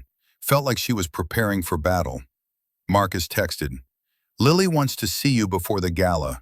Can you come over tomorrow afternoon? Emma, of course. Saturday morning, Emma woke early, stomach in knots. Tonight, everything culminated tonight. The board would watch, the faculty would watch. Everyone would see her with Marcus and judge whether they were real. The irony was brutal. Now that it was real, she had to convince everyone it had always been. She went to Marcus's house at 2. Lily answered, grinning, You look so pretty. I haven't even changed yet. Still pretty. Lily pulled her inside. I made you something. In the kitchen, a drawing waited. Emma, Marcus, and Lily, holding hands, big smiles. Above them, our family. Emma's chest ached. Lily, this is beautiful. You can keep it, for good luck tonight. Marcus appeared, dress shirt partially buttoned, tie undone. Hey, sorry, running behind. It's fine. Emma held up the drawing. Look what Lily made. Marcus's expression softened. It's perfect, sweetheart. Lily beamed, ran off to play. Marcus moved closer. You okay? Nervous. Me too. He reached for her hands. Emma, about Tuesday, what I said. You were stressed, I get it. No, I was scared. He met her eyes. I'm terrified this isn't real, that you'll wake up and realize you made a mistake. That… He stopped. Emma touched his face. I'm terrified too, but I'm here anyway. That has to count for something. He kissed her, soft, reassuring. It counts for everything. Emma left to go home and change. Her apartment felt like a staging area. Dress, shoes, jewelry. She looked in the mirror, barely recognized herself. When had she become someone who went to galas, who dated widowed architects, who fell in love while pretending? Her phone buzzed. Marcus, picking you up at 6. You're going to look beautiful. Emma smiled. Typed, You clean up pretty well yourself. She finished getting ready, applied lipstick, stared at her reflection. Tonight, everything changed. One way or another, she just hoped she was ready. The Riverside Prep Winter Gala was held at the historic Ashford Manor. Fairy lights, white tablecloths, champagne flowing. Emma arrived on Marcus's arm, heart pounding. Everyone turned to look. Margaret rushed over. Emma, you look stunning. Thanks. Emma smiled, gripped Marcus's hand tighter. They made their way through the crowd. Principal Chen approached, board members trailing. Emma, Marcus, wonderful to see you both. Introductions, small talk. Emma felt evaluated, measured. Marcus stayed close, hand on her back. Steady. They found their table, sat with other teachers, parents. Conversation flowed. Emma tried to relax, failed. She kept catching Marcus's eye. He looked tense too. Dinner was served. Speeches began. Emma barely tasted her food. Beside her, Marcus was quiet, too quiet. You okay? She whispered. Fine, just a lot of people. After speeches, dancing started. Marcus led her to the floor, held her close. They swayed to slow music, surrounded by watching eyes. Everyone's staring, Emma murmured. Let them. She looked up at him. Marcus, thank you. For doing this. For falling for you? He smiled slightly. You don't have to thank me for that. Emma's breath caught. You're falling for me? I thought that was obvious. The song ended. They broke apart. Emma's head spun. He was falling for her. This was real. This was Emma Torres? She turned, a board member. Yes? Could we speak privately, just for a moment? Emma glanced at Marcus. He nodded. She followed the board member to a quiet corner, her stomach twisted. We wanted to let you know, the woman said. The board is very impressed. You're our top candidate for department head. Emma's heart stopped. Really? Really? Assuming tonight goes well, and it is, we'll make it official Monday. Thank you, thank you. She returned to Marcus in a daze. They're offering me the job. His face lit up. Emma, that's amazing. Yeah, she felt numb. It's amazing. They danced again. Emma tried to feel excited. She'd won. Everything she wanted. The job, the respect, the stability, and somehow, impossibly, Marcus too. But something felt wrong. Hollow. Later, outside on the terrace, Emma stood alone. Cold air cleared her head. She thought about Lily's drawing. Our family. She thought about Maya's words. When the writer isn't lying. She'd lied to everyone. The board, the faculty, herself. She'd built this relationship on deception. And now she was being rewarded for it. Marcus appeared beside her. Hey, you disappeared. Just needed air. Emma, what's wrong? You got the job, you should be celebrating. I know, she turned to face him. Marcus, we need to tell them. Tell who what? The board, everyone, the truth. Her voice steadied. That this started as a fake relationship. That we... Are you insane? Marcus stared at her. You'll lose the job. Maybe, but I can't. Emma gestured helplessly. I can't accept it based on a lie.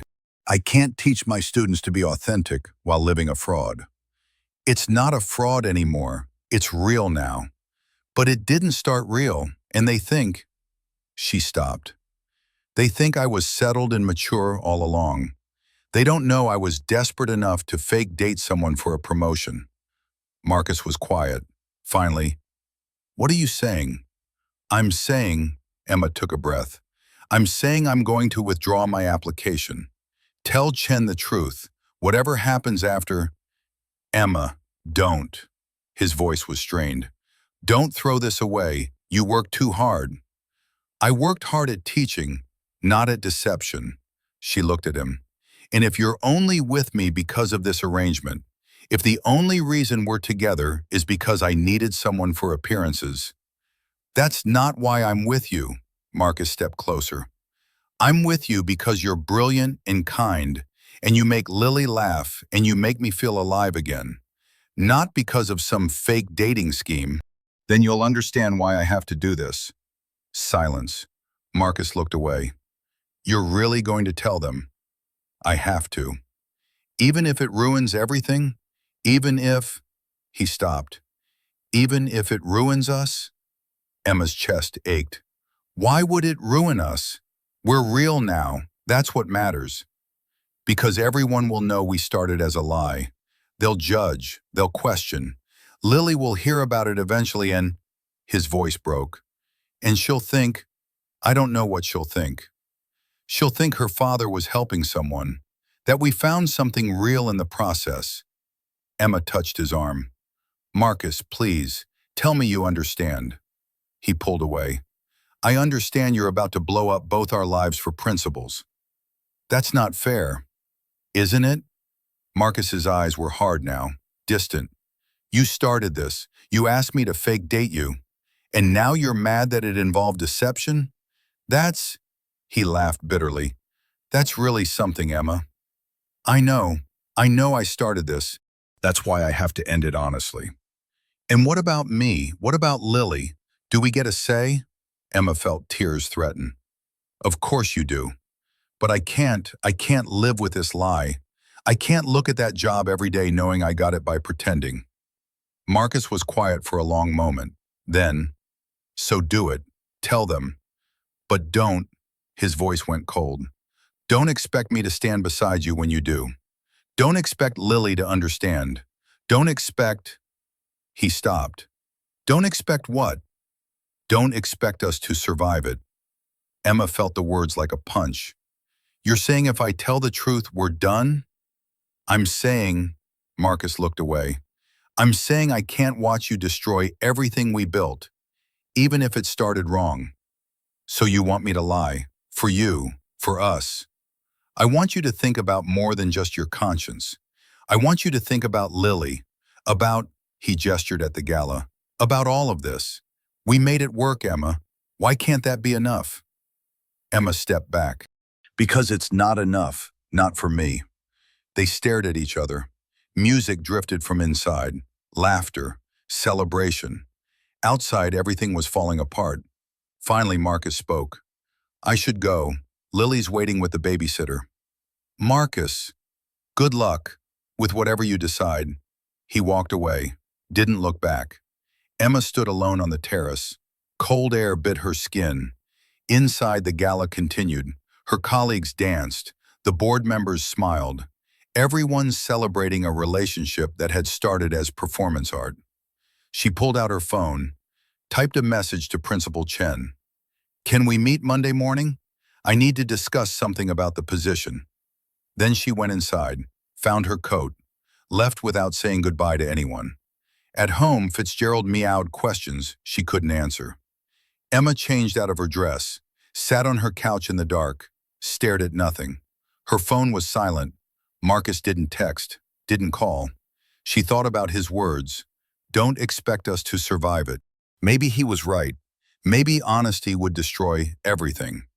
But Emma couldn't live with the alternative. She'd spent her whole life following rules, checking boxes, being what others expected.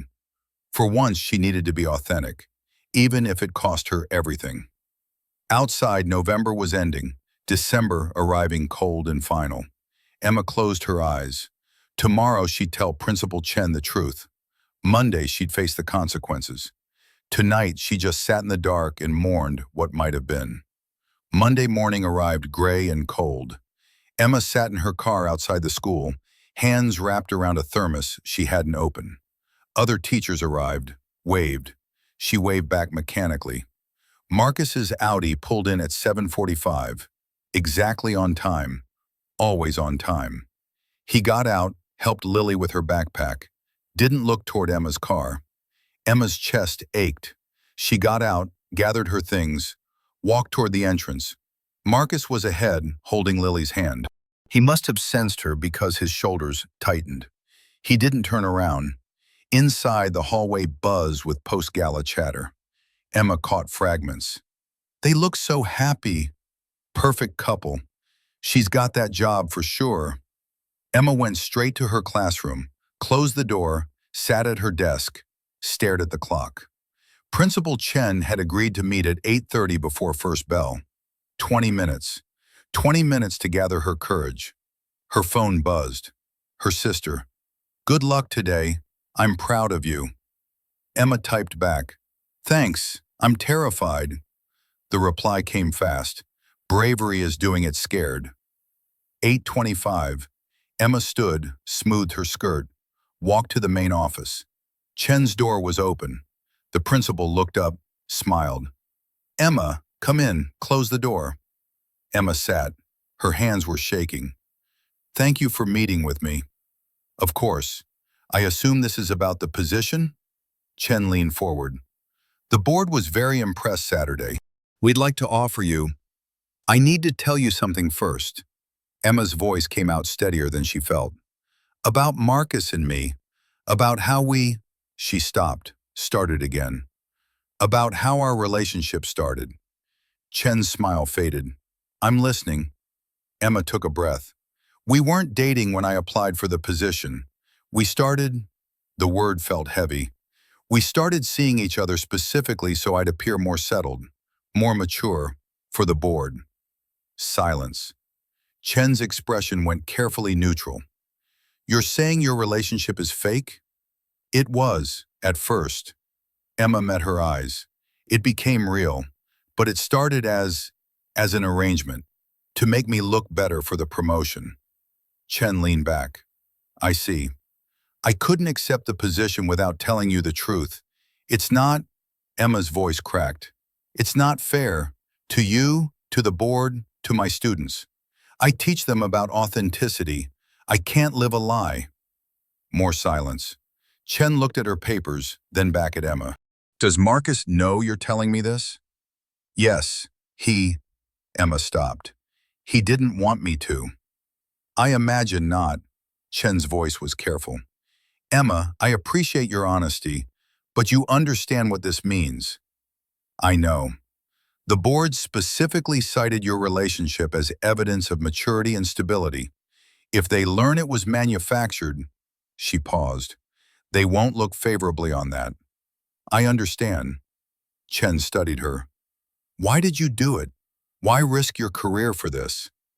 Emma thought about Maya, about Lily's drawing, about the board she'd written in her classroom. Because I can't teach my students to be brave enough to tell the truth if I'm not brave enough myself. Chen nodded slowly. I'll need to speak with the board. This changes things significantly. I know, Emma stood. I'm withdrawing my application, officially. Emma, it's okay. Emma's voice was quiet. I should have been honest from the start. This is me fixing that. She left. Walked back to her classroom on numb legs. Her students would arrive in 10 minutes.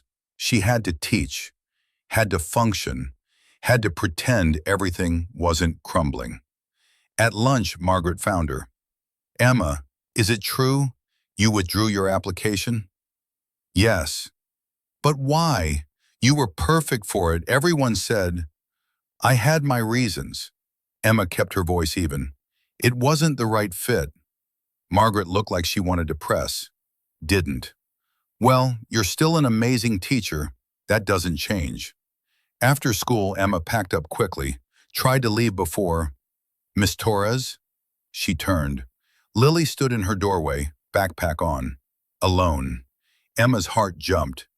Lily, where's your dad? He's coming. He's talking to my teacher. Lily stepped inside. Miss Torres, are you mad at my dad? Emma crouched down. No, sweetie, why would you think that? Because he's sad, and you didn't come over this weekend, and… Lily's eyes filled. And I heard Grandma say you guys broke up. Emma's throat closed. Lily, did you break up? Emma couldn't lie to her. We're figuring things out. Sometimes adults need space. But you're coming back, right? To dinner? To read stories? I don't know yet, honey. Lily's face crumpled. I drew you into my family picture. You're supposed to be in my family. Emma pulled her into a hug. Hey, listen to me. Whatever happens with your dad and me, I still care about you so much. That doesn't change. But it does change. Lily pulled back, tears streaming. Everything changes. My mom died and we moved, and now you're leaving too, and… Lily, Marcus's voice, sharp. He stood in the doorway, face pale. Come here, now. Lily ran to him. He picked her up, held her close, looked at Emma over her daughter's head. His expression was devastated, angry. We should go. Marcus, don't. His voice was cold. Just don't. He left. Emma stood in her empty classroom, shaking. She'd hurt Lily. She'd hurt Marcus. She'd destroyed everything trying to be honest. Her phone rang. Principal Chen. Emma, the board would like to meet with you tomorrow. 3 o'clock. Okay. Chen paused. They're not pleased. Be prepared. Emma hung up, drove home through blurred vision. Inside her apartment, she finally let herself cry. Fitzgerald curled against her, purring comfort she didn't deserve. Her sister called. Emma told her everything. I made it worse. I hurt Lily. Marcus won't even look at me. You did the right thing, her sister said firmly. It's just, the right thing is hard sometimes. I don't know if I can do this. You already are doing it. Now you just have to see it through. After they hung up, Emma sat in the dark. Tomorrow she'd face the board, but tonight she just grieved. For the relationship she'd destroyed, for the little girl she'd let down, for the job she'd never have.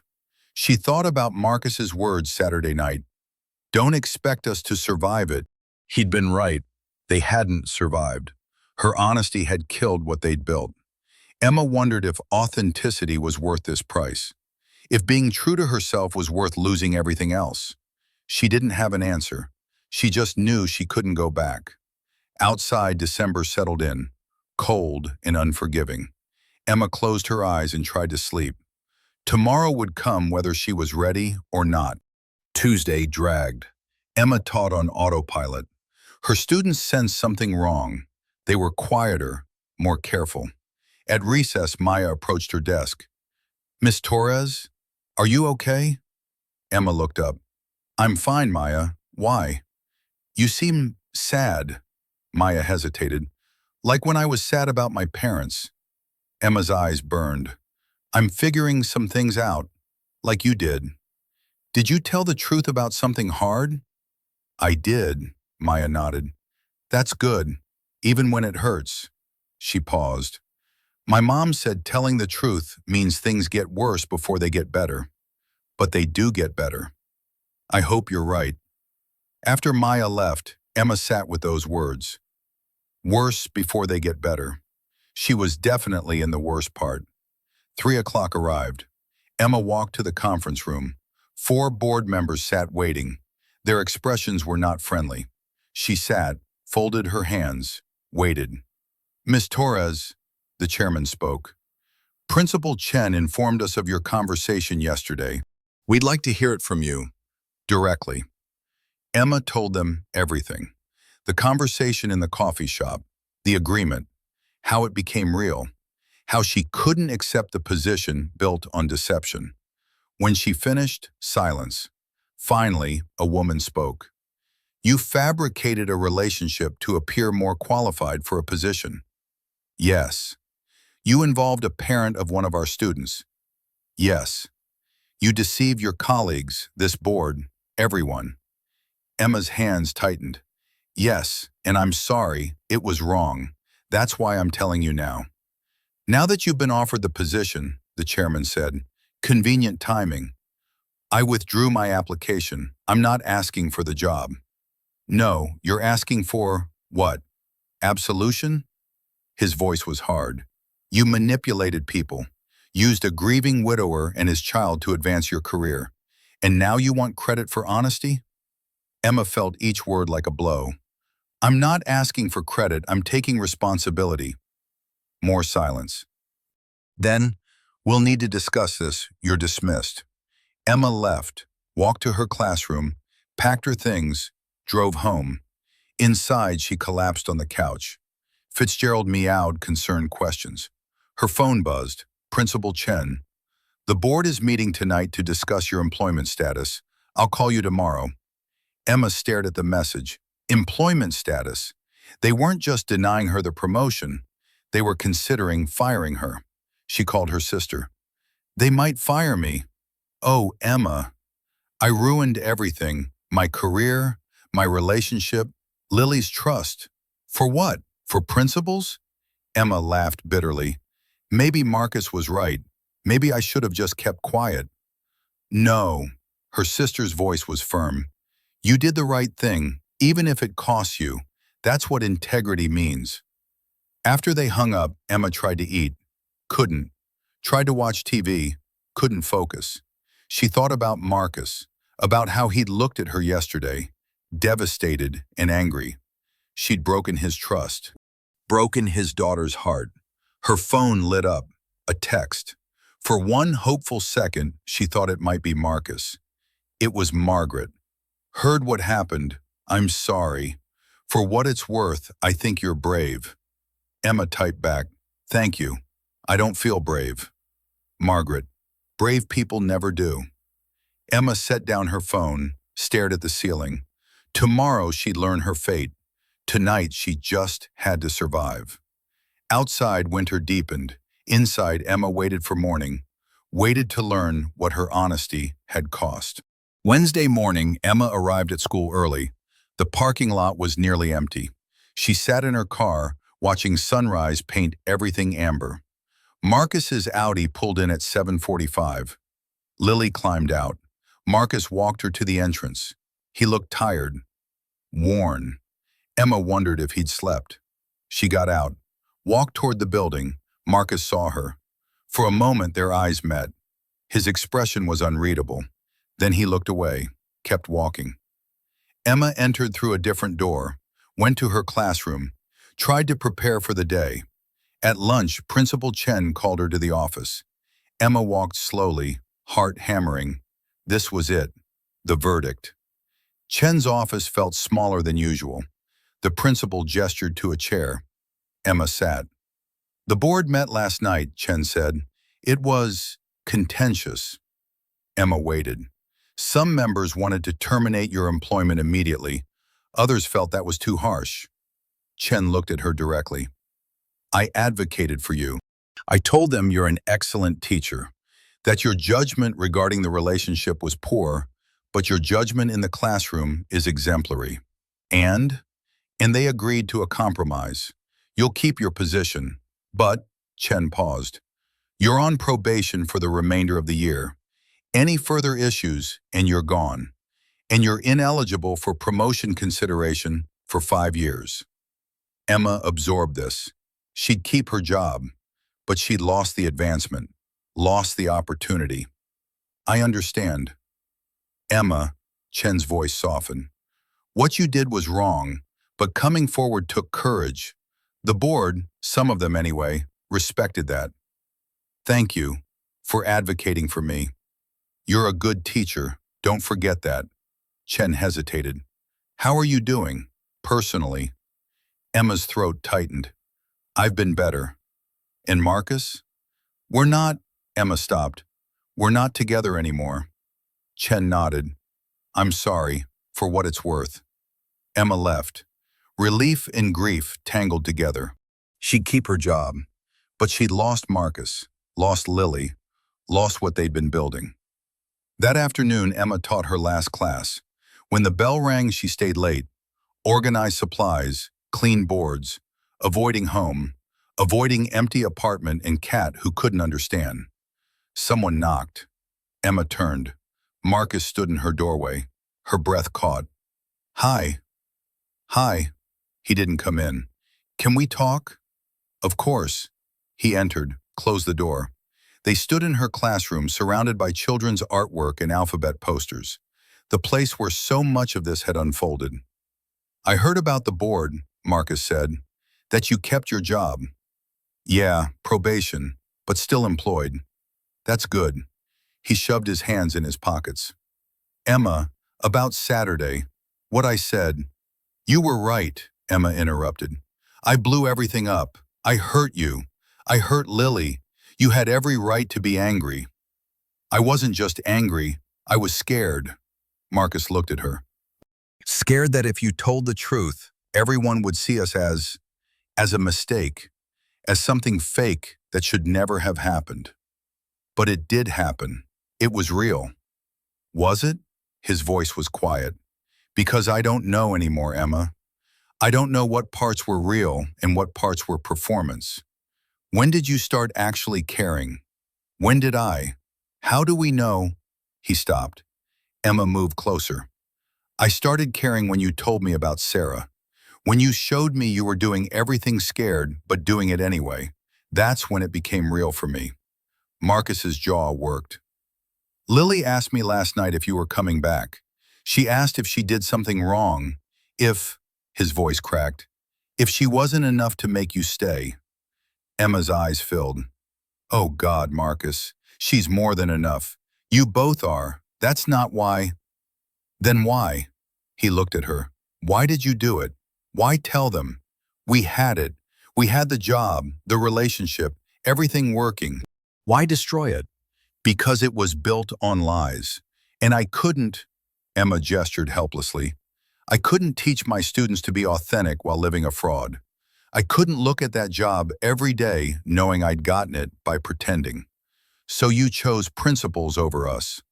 I chose honesty. There's a difference. Marcus laughed bitterly. Is there? Because from where I'm standing, you chose to blow up our lives for your conscience. You chose, he stopped. You chose to hurt everyone rather than just live with a little discomfort. That's not fair, isn't it? His eyes were hard. You started this, Emma. You asked me to fake date you, and when it worked, when it became real and good and everything we needed, you decided it wasn't pure enough. You decided, he shook his head, you decided your guilt mattered more than Lily's happiness, than our chance. Emma felt tears spill. I never meant to hurt Lily, but you did. You hurt both of us. Marcus moved toward the door. I came here to, I don't know what I came here for. To understand maybe, to see if, he stopped. But I still don't get it. I still don't understand how you could choose this. Marcus, please. Emma's voice broke. I love you. I love Lily. But I couldn't live with a lie. He stared at her. You love me. Yes. But not enough. He opened the door. Not enough to just be happy with what we had. That's not... Goodbye, Emma. He left. Emma stood alone in her classroom, tears streaming, body shaking. She'd told him she loved him, and he'd left anyway. She sank into her desk chair, buried her face in her hands. Outside, she could hear students playing, life continuing, normal and bright while hers fell apart. Her phone buzzed. Her sister. How'd it go? Emma couldn't answer. She just sat there, surrounded by the work she'd saved and the love she'd lost, wondering if she'd made the right choice, wondering if there even was a right choice. Eventually, she packed up, drove home, fed Fitzgerald, sat on her couch in the dark. Her phone buzzed again. Not her sister this time, Maya's mother. Maya wanted me to thank you for teaching her to tell the truth.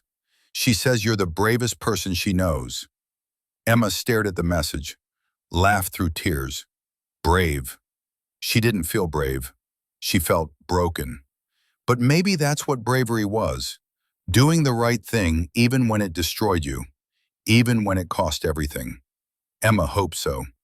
Because if not, if she'd thrown away her chance at happiness for nothing, she didn't know how to live with that. Outside, December continued, cold and dark. Emma closed her eyes. Tomorrow she'd wake up. She'd teach. She'd keep going. Because that's what you did. Even when everything hurt. Even when you'd lost the person you loved. You kept going. Emma just wished it didn't hurt this much. Days blurred together.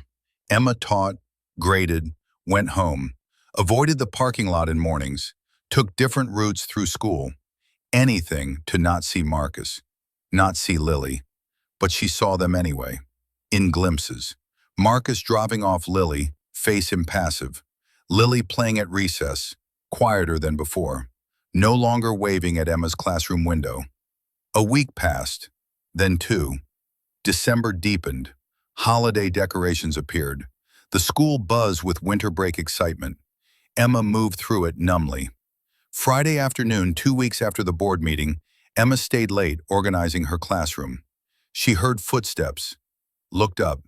Rachel stood in her doorway, Sarah's friend, Marcus's critic. Emma's stomach dropped. Can I help you? Rachel entered. I'm picking up Lily today. Marcus is at a work thing. She looked around the classroom. Nice space. Thank you. Emma waited. I heard what happened. With the board, with you and Marcus. Rachel's voice was careful. Marcus won't talk about it. But Lily, she paused. Lily won't stop talking about it. Emma's chest ached. I'm sorry. I never wanted to hurt her. I know. Rachel sat in a student chair. That's why I'm here. To tell you, she stopped, started again. I was wrong about you. Emma blinked. What? I told Marcus you were too fast, that he wasn't ready, that you'd hurt him and Lily. Rachel looked at her hands. But the truth is, she met Emma's eyes. The truth is I was protecting my memory of Sarah. I didn't want someone to replace her. I didn't want, her voice cracked. I didn't want to lose her completely. Emma sat in a student chair across from her. You won't lose her. Marcus keeps her alive for Lily. In their house, their memories, that won't change. I know, I see that now. Rachel paused. Sarah made Marcus promise he'd move forward, that he'd let himself be happy again. I forgot that. I was so busy protecting her memory that she stopped, that I tried to stop him from honoring her wishes. Silence. Outside, the school was emptying, cars pulling away, voices fading. Why are you telling me this? Emma asked quietly. Because Marcus is miserable. Because Lily cries at night. Because, Rachel looked at her. Because I think you were brave. Telling the truth even when it cost you everything. She smiled sadly, that's exactly what Sarah would have done. Emma's eyes burned. It didn't feel brave. It felt stupid. Brave things usually do. Rachel stood. I should get Lily, but, she hesitated. Don't give up on him. On them. Marcus is stubborn and scared and terrible at processing emotions. But he loves you, even if he can't admit it yet. She left. Emma sat alone, absorbing her words. Marcus loved her, but love wasn't enough. Not without trust. Not without... Her phone buzzed. Margaret. Staff holiday party tonight. Rosie's Bar, 7 p.m. Come, please. You need this. Emma didn't want to go. Didn't want to be social, celebratory, but staying home felt worse. She typed, okay, I'll be there. At 7, Emma walked into Rosie's. Music, laughter, her colleagues scattered at tables. Margaret waved her over. Emma joined them, accepted a drink, tried to smile. David raised his glass. To surviving another semester. They drank, talked. Emma half listened. Then someone said Marcus's name. She tuned in. Saw him at the coffee shop. He looked terrible. Lost weight. I heard they broke up. Really? They seemed so happy at the gala. Emma's face burned. She excused herself, went to the bathroom, stared at her reflection. Eyes tired, face pale. She looked as bad as she felt. When she returned, Margaret followed her outside. Hey, you okay? I'm fine. Emma, you're allowed to not be fine. Margaret touched her arm. What happened? Everyone thought you and Marcus were... We weren't what everyone thought. Emma's voice came out flat. It was complicated. It ended. That's all. Do you want to talk about it? Not really. Margaret nodded. Okay, but... She hesitated. For what it's worth, I saw the way he looked at you. That wasn't fake. Whatever else was going on, that part was real.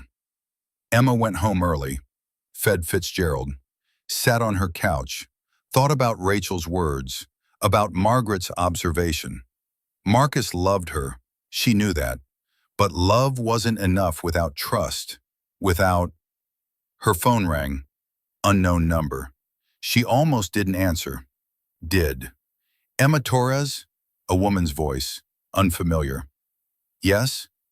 This is Riverside Hospital. You're listed as an emergency contact for Marcus Reid. Emma's blood froze.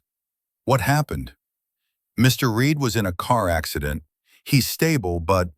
The woman paused. He's asking for you. Emma was already grabbing keys. I'm coming. Which room?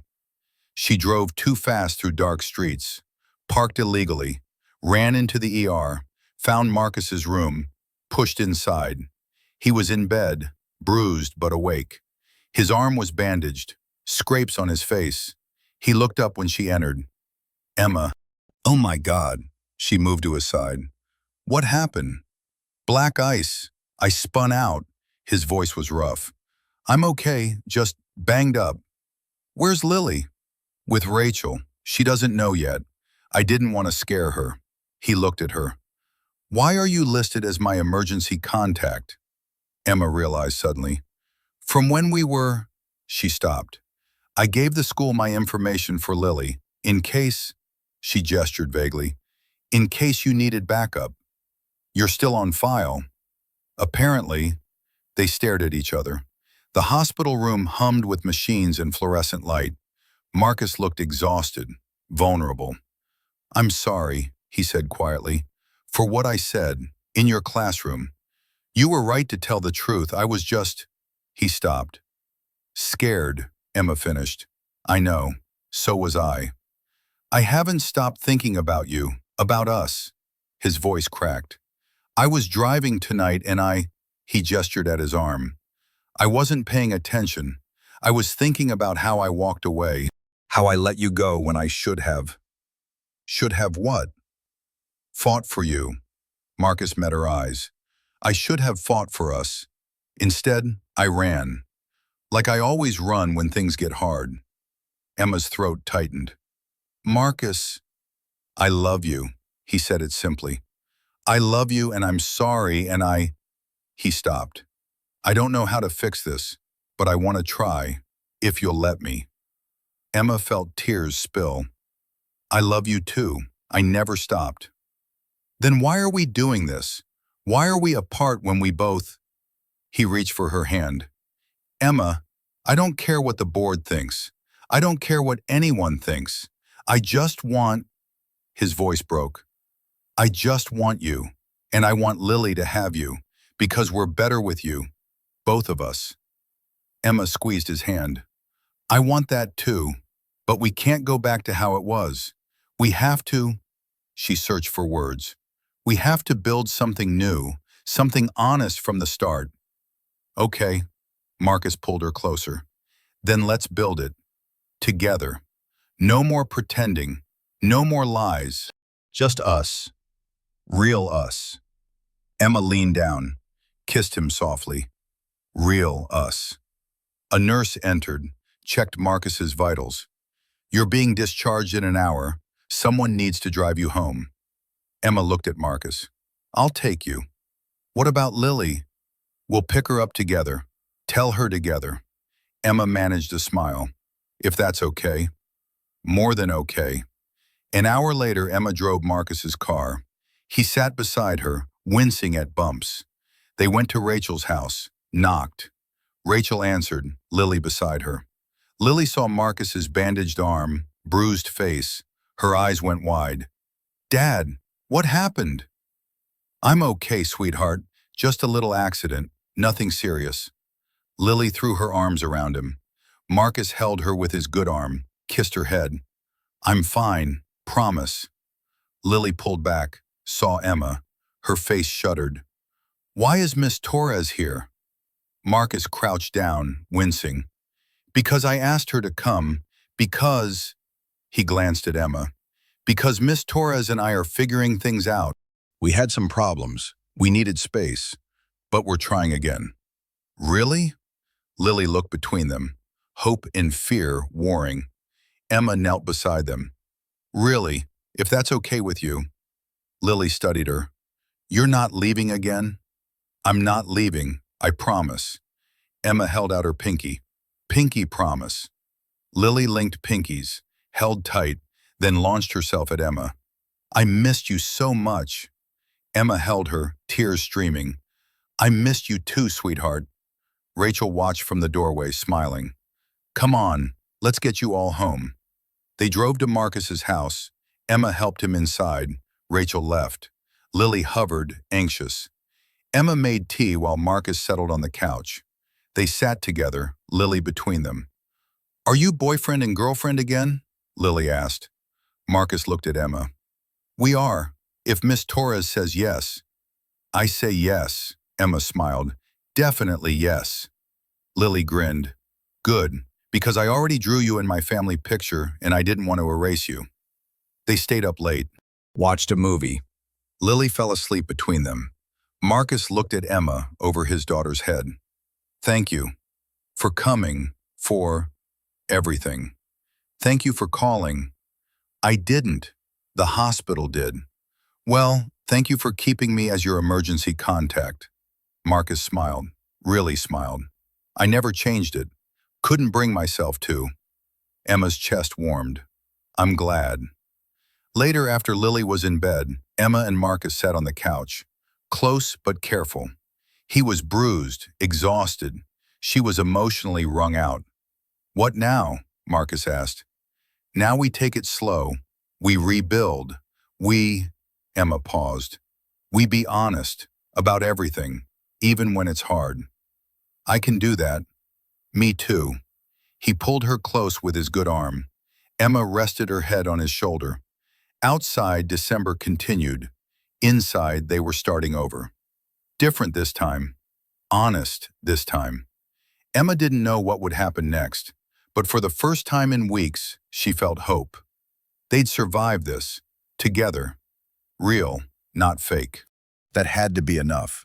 Winter break arrived. School emptied. Emma spent Christmas Eve at Marcus's house. They cooked together. Emma, Marcus with his healing arm, Lily directing traffic. The kitchen smelled like cinnamon and vanilla. Lily hung stockings, insisted Emma's name be on one. "Because you're family now." Emma's throat tightened.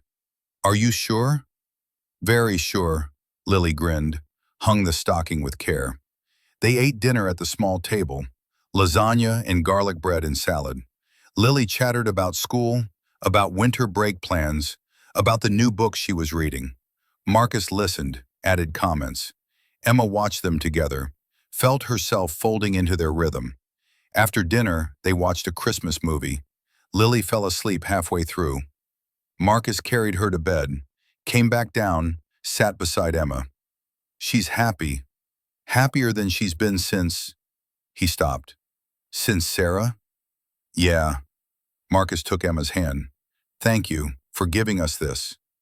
"You gave it to me too." They sat in comfortable silence. The Christmas tree glowed soft. Outside, snow started falling. Quiet, steady. "Emma," Marcus turned to face her. "I've been thinking about what comes next. For us." He paused. "I know we're taking it slow. I know we're rebuilding, but..." He searched for words. "But I want you to know, this isn't temporary for me. This is..." He stopped. "This is everything." Emma's eyes burned. "It's everything for me too." He kissed her, soft, certain. When they broke apart, he rested his forehead against hers. "Stay tonight, if you want. Guest room. I'm not..." He smiled slightly. "I'm not suggesting anything complicated, just stay." "I'd like that." Emma borrowed pajamas, settled in the guest room, but sleep wouldn't come. Around midnight, she heard Marcus moving downstairs. She got up, found him on the couch. "Can't sleep?" she asked. "Thinking too much." He patted the couch beside him. "Join me?" They sat together, Marcus's arm around her shoulders. Emma curled against his side. Outside, snow continued. Inside, they were quiet, content. "Emma," Marcus's voice was soft. "I'm sorry for how I reacted. When you told the truth, I should have..." "Stop." Emma looked up at him. "We both made mistakes. We're past it now." "Are we?" His eyes were serious. "Because I need you to know I'm proud of you for being brave enough to choose honesty, even when it cost you." Emma's chest ached. "Thank you. And I need you to know," he paused, "I'm all in. Whatever comes next, board decisions, school gossip, people judging, I don't care. I'm with you. I'm with you too, both of you." They fell asleep on the couch, tangled together, safe. Christmas morning arrived with Lily jumping on them. "It's Christmas! Santa came!" They opened presents. Lily gave Emma a drawing, the three of them, holding hands, big smiles. Emma framed it immediately. Marcus gave Emma a necklace, simple, elegant. "It's not much, but I wanted..." He gestured helplessly. "I wanted you to have something." Emma put it on. "It's perfect." She'd gotten him a book on architecture and education. "For when you design your next school building." He laughed. "How did you know I was bidding on that project?" Lily mentioned it. They spent the day together, cooked, played games, watched movies. It felt natural, easy, like they'd been doing this forever. That evening, after Lily went to bed, Marcus and Emma stood on the porch. Snow covered everything.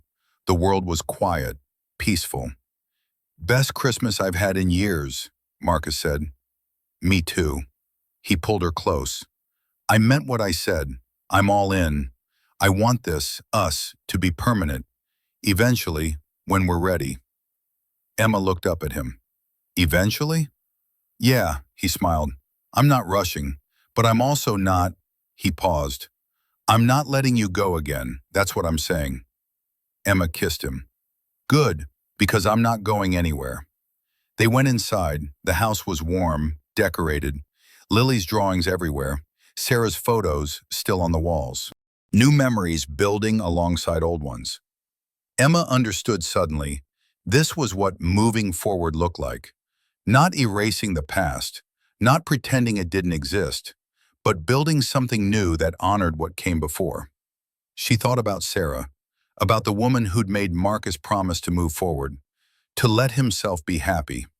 Emma hoped somehow Sarah would approve, would be glad her daughter and her husband were learning to live again. "What are you thinking?" Marcus asked. "That I'm grateful.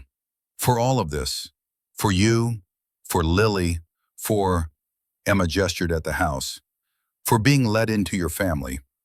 Marcus pulled her close. "You're not being let in, you're already part of it."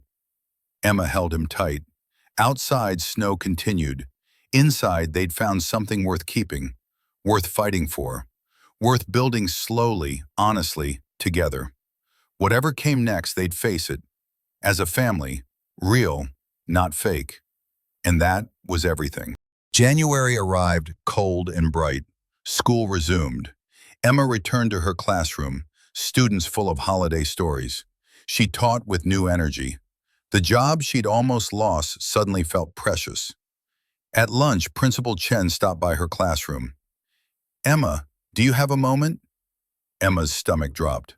"Of course." Chen entered, closed the door. "I wanted to update you. The board met over break. They've decided—" She paused. "They've decided to lift your probation early." Emma blinked. "Really? Really?" "Several parents wrote letters about your integrity, about how you handled a difficult situation with honesty." Chen smiled. "The board was impressed. You're in good standing again." "Thank you, thank you." "You earned it." Chen hesitated. "And Emma?" "The department head position.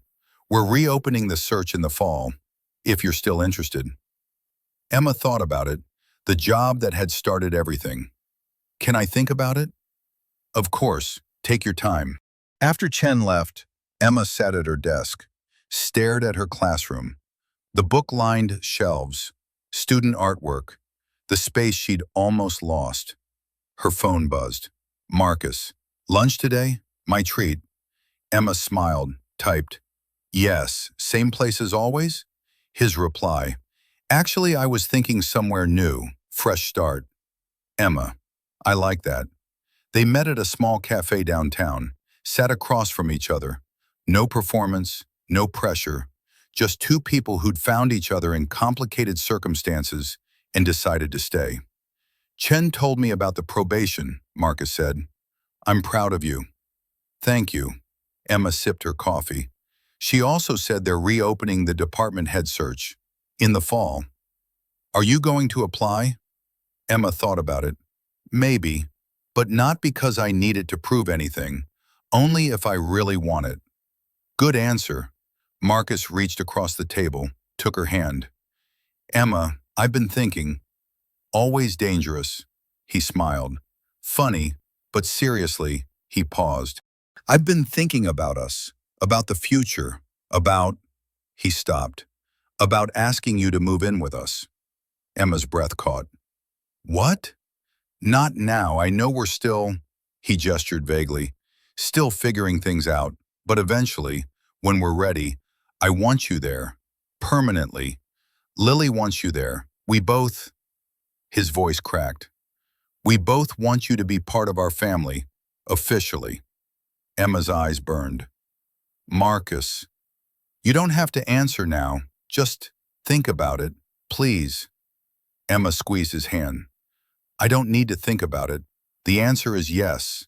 When we're ready, yes. His face lit up. Yeah? Yeah. Emma laughed through tears. Definitely yeah. They finished lunch, walked back to school together. Other teachers waved, smiled, genuine now, not performing. That evening, Emma went to Marcus's house. They cooked dinner together. Lily told them about her day. They ate at the small table, passing dishes, talking, laughing. After dinner, Emma helped Lily with homework. Marcus cleaned up. They moved around each other easily, naturally, like they'd been doing this forever.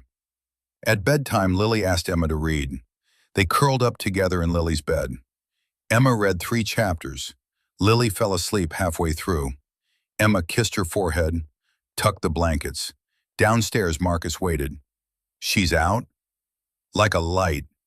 He pulled Emma onto the couch, held her close. I could get used to this. Good, because I'm not going anywhere. They sat together. Outside, January continued, cold but bright. Inside, they were warm, safe, building something real. Emma thought about the journey that had brought them here, the fake dating arrangement, the lies, the truth that had almost destroyed them, the decision to rebuild. It had been messy, painful, complicated, but it had also been worth it. She looked at Marcus. Do you ever regret it? How we started? He thought for a moment. I regret the lies, but I don't regret meeting you, finding this. He gestured between them. Whatever mistakes we made, they brought us here. And here is, he smiled, here is pretty damn good. Emma agreed. Here was pretty damn good. Not perfect, not simple, but real, honest, worth fighting for. And that was everything they needed. February arrived with Valentine's Day looming. Emma's students made cards, drew hearts, wrote messages about love in wobbly handwriting. Maya approached Emma's desk after school. Miss Torres, can I ask you something? Of course. My parents are getting divorced, but they're being nice about it, honest. Maya paused. They said sometimes love changes, but you can still be kind. Is that true? Emma crouched down. It's very true. Being honest and kind, those things can exist together. Did you and Mr. Reid have to learn that? To be honest and kind? Emma smiled. We did. It wasn't always easy, but it was worth it. Maya nodded. Thanks, Miss Torres, for teaching us that. After Maya left, Emma sat with those words. Teaching honesty and kindness. She'd done that. Imperfectly, messily, but she'd done it. Valentine's Day fell on Friday. Marcus asked Emma to dinner. Real date, no pretending, just us. They went to the same Italian restaurant where they performed couplehood months ago. But this time, everything was different. No watching eyes, no pressure, just 2 people who'd chosen each other. Over dinner, Marcus pulled out a small box. Emma's heart jumped. Relax, he smiled. It's not, not yet. Eventually, but not now. He opened the box. A key. Emma stared at it. It's to the house, Marcus said. I want you to have it, for when you're ready. No pressure, just... He paused. Just so you know you're always welcome. That this is your home too, when you want it to be. Emma took the key, held it. Thank you. Lily helped pick it out. She wanted one that was, he gestured vaguely, that was special. Emma's throat tightened. It's perfect. They finished dinner, drove back to Marcus's house. Inside, Lily was waiting with Rachel. The babysitter left. Lily showed them the Valentines she'd made, one for Dad, one for Emma. Emma said, "Thank you for being part of our family. I love you." Emma held it carefully. "I love you too, sweetheart." That night, after Lily slept, Emma and Marcus stood on the porch. The key was in Emma's pocket, heavy with possibility. "When?" Marcus asked quietly. "When do you think you'll be ready? To move in?" Emma thought about it. Her apartment was small, empty, just her and Fitzgerald. This house was warm, full, home. End of the school year, she said. Give us time to do it right. Tell people properly. Make sure Lily's really ready. She's ready now. Still, let's do it right this time. No rushing. Emma looked at him. Okay? Okay. Marcus kissed her. I can wait, as long as I know you're coming. I'm coming, Emma smiled. I promise. They went inside. The house was quiet, peaceful. Emma looked around, at Lily's drawings, at Sarah's photos, at the life they were building together. This was home. Not her apartment, not somewhere else. Here. With Marcus and Lily, and memories old and new. Emma put the key on her keychain. It felt right, final, a commitment made real. Outside, February continued. Inside, they were building their future. Slowly, honestly, together. And that was everything. Spring arrived gradually. Emma's students grew restless with approaching summer. Marcus's work project finished. Lily's soccer season started again. Emma spent more time at Marcus's house. Her apartment gathered dust. Fitzgerald divided his time between locations, adjusting like cats do. In April, Emma told her landlord she wasn't renewing her lease. The decision felt right, inevitable. She told her sister over the phone, I'm moving in with Marcus and Lily, end of June. Emma, that's huge. I know, Emma smiled, but it feels right. We've taken it slow. We've been honest. We're ready. I'm happy for you, her sister paused. You did it. You rebuilt. We rebuilt, together. Emma started packing, sorting through possessions, deciding what to keep, what to donate. Marcus helped on weekends. Lily helped by making everything more complicated and adorable. In May, Principal Chen called Emma to her office. The department head position. We're interviewing candidates. Are you applying? Emma had thought about this. No, not this year. Chen looked surprised. No? I love teaching. I love my classroom. Maybe someday I'll want more.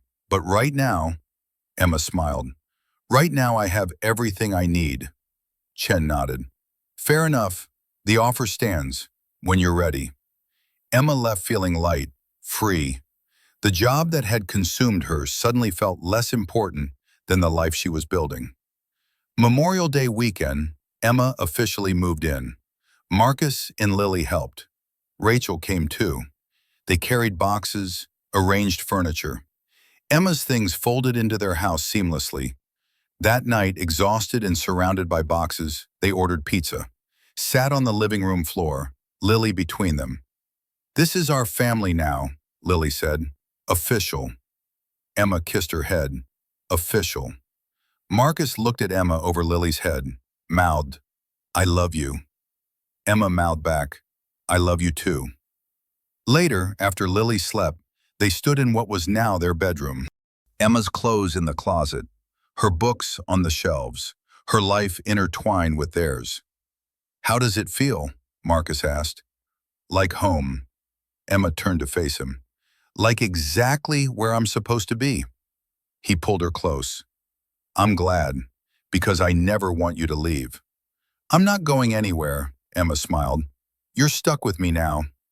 Good, Marcus kissed her. That's exactly what I want. They stood together. Outside, summer was beginning. Inside, they'd built something real. Something that had started false but became true. Something worth the pain of honesty. Emma thought about Maya's words. Things get worse before they get better. But they do get better. She'd been right. This was better. So much better. Emma closed her eyes, held Marcus tight. This was her family now, her home, her future, and it was perfect. June ended with Lily's last day of second grade. Emma's students had their final party. Summer stretched ahead, bright and full of possibility. The school year had been hard. Emma's probation, the board's judgment, whispers and gossip. But she'd survived. Thrived even. On the last day, Principal Chen stopped by Emma's classroom. Emma, a moment? They sat at student desks. Emma waited. "I wanted to tell you," Chen said. "The board was impressed with how you handled everything. Your honesty, your integrity." She paused. "They're considering a new position, elementary literacy coordinator. More leadership, less administration. Closer to teaching." She looked at Emma. "If you're interested, I think you'd be perfect." Emma thought about it. Leadership without leaving the classroom. The best of both worlds. "When would this start?" "Next school year. You'd have the summer to think about it." Emma nodded. "I'll think about it, thank you." That evening, she told Marcus and Lily over dinner. "What do you think? Should I apply?" Lily answered first. "Will you still be at our school?" "Yes, I'd still be at your school." "Then yes, do it."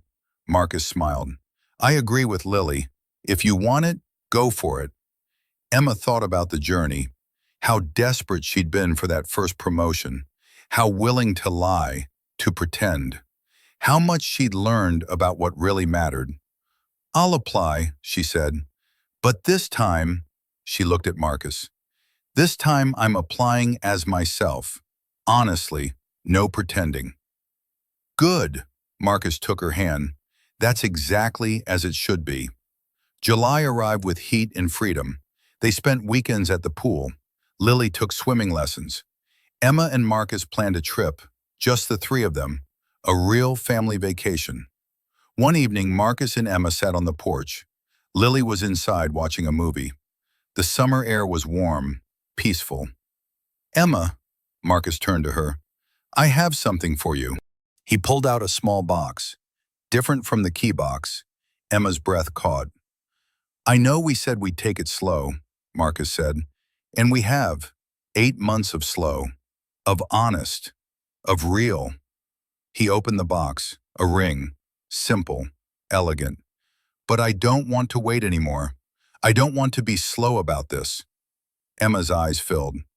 "Marcus, Emma Torres, you came into my life as a performance, but you became my reality, my family, my future." His voice cracked.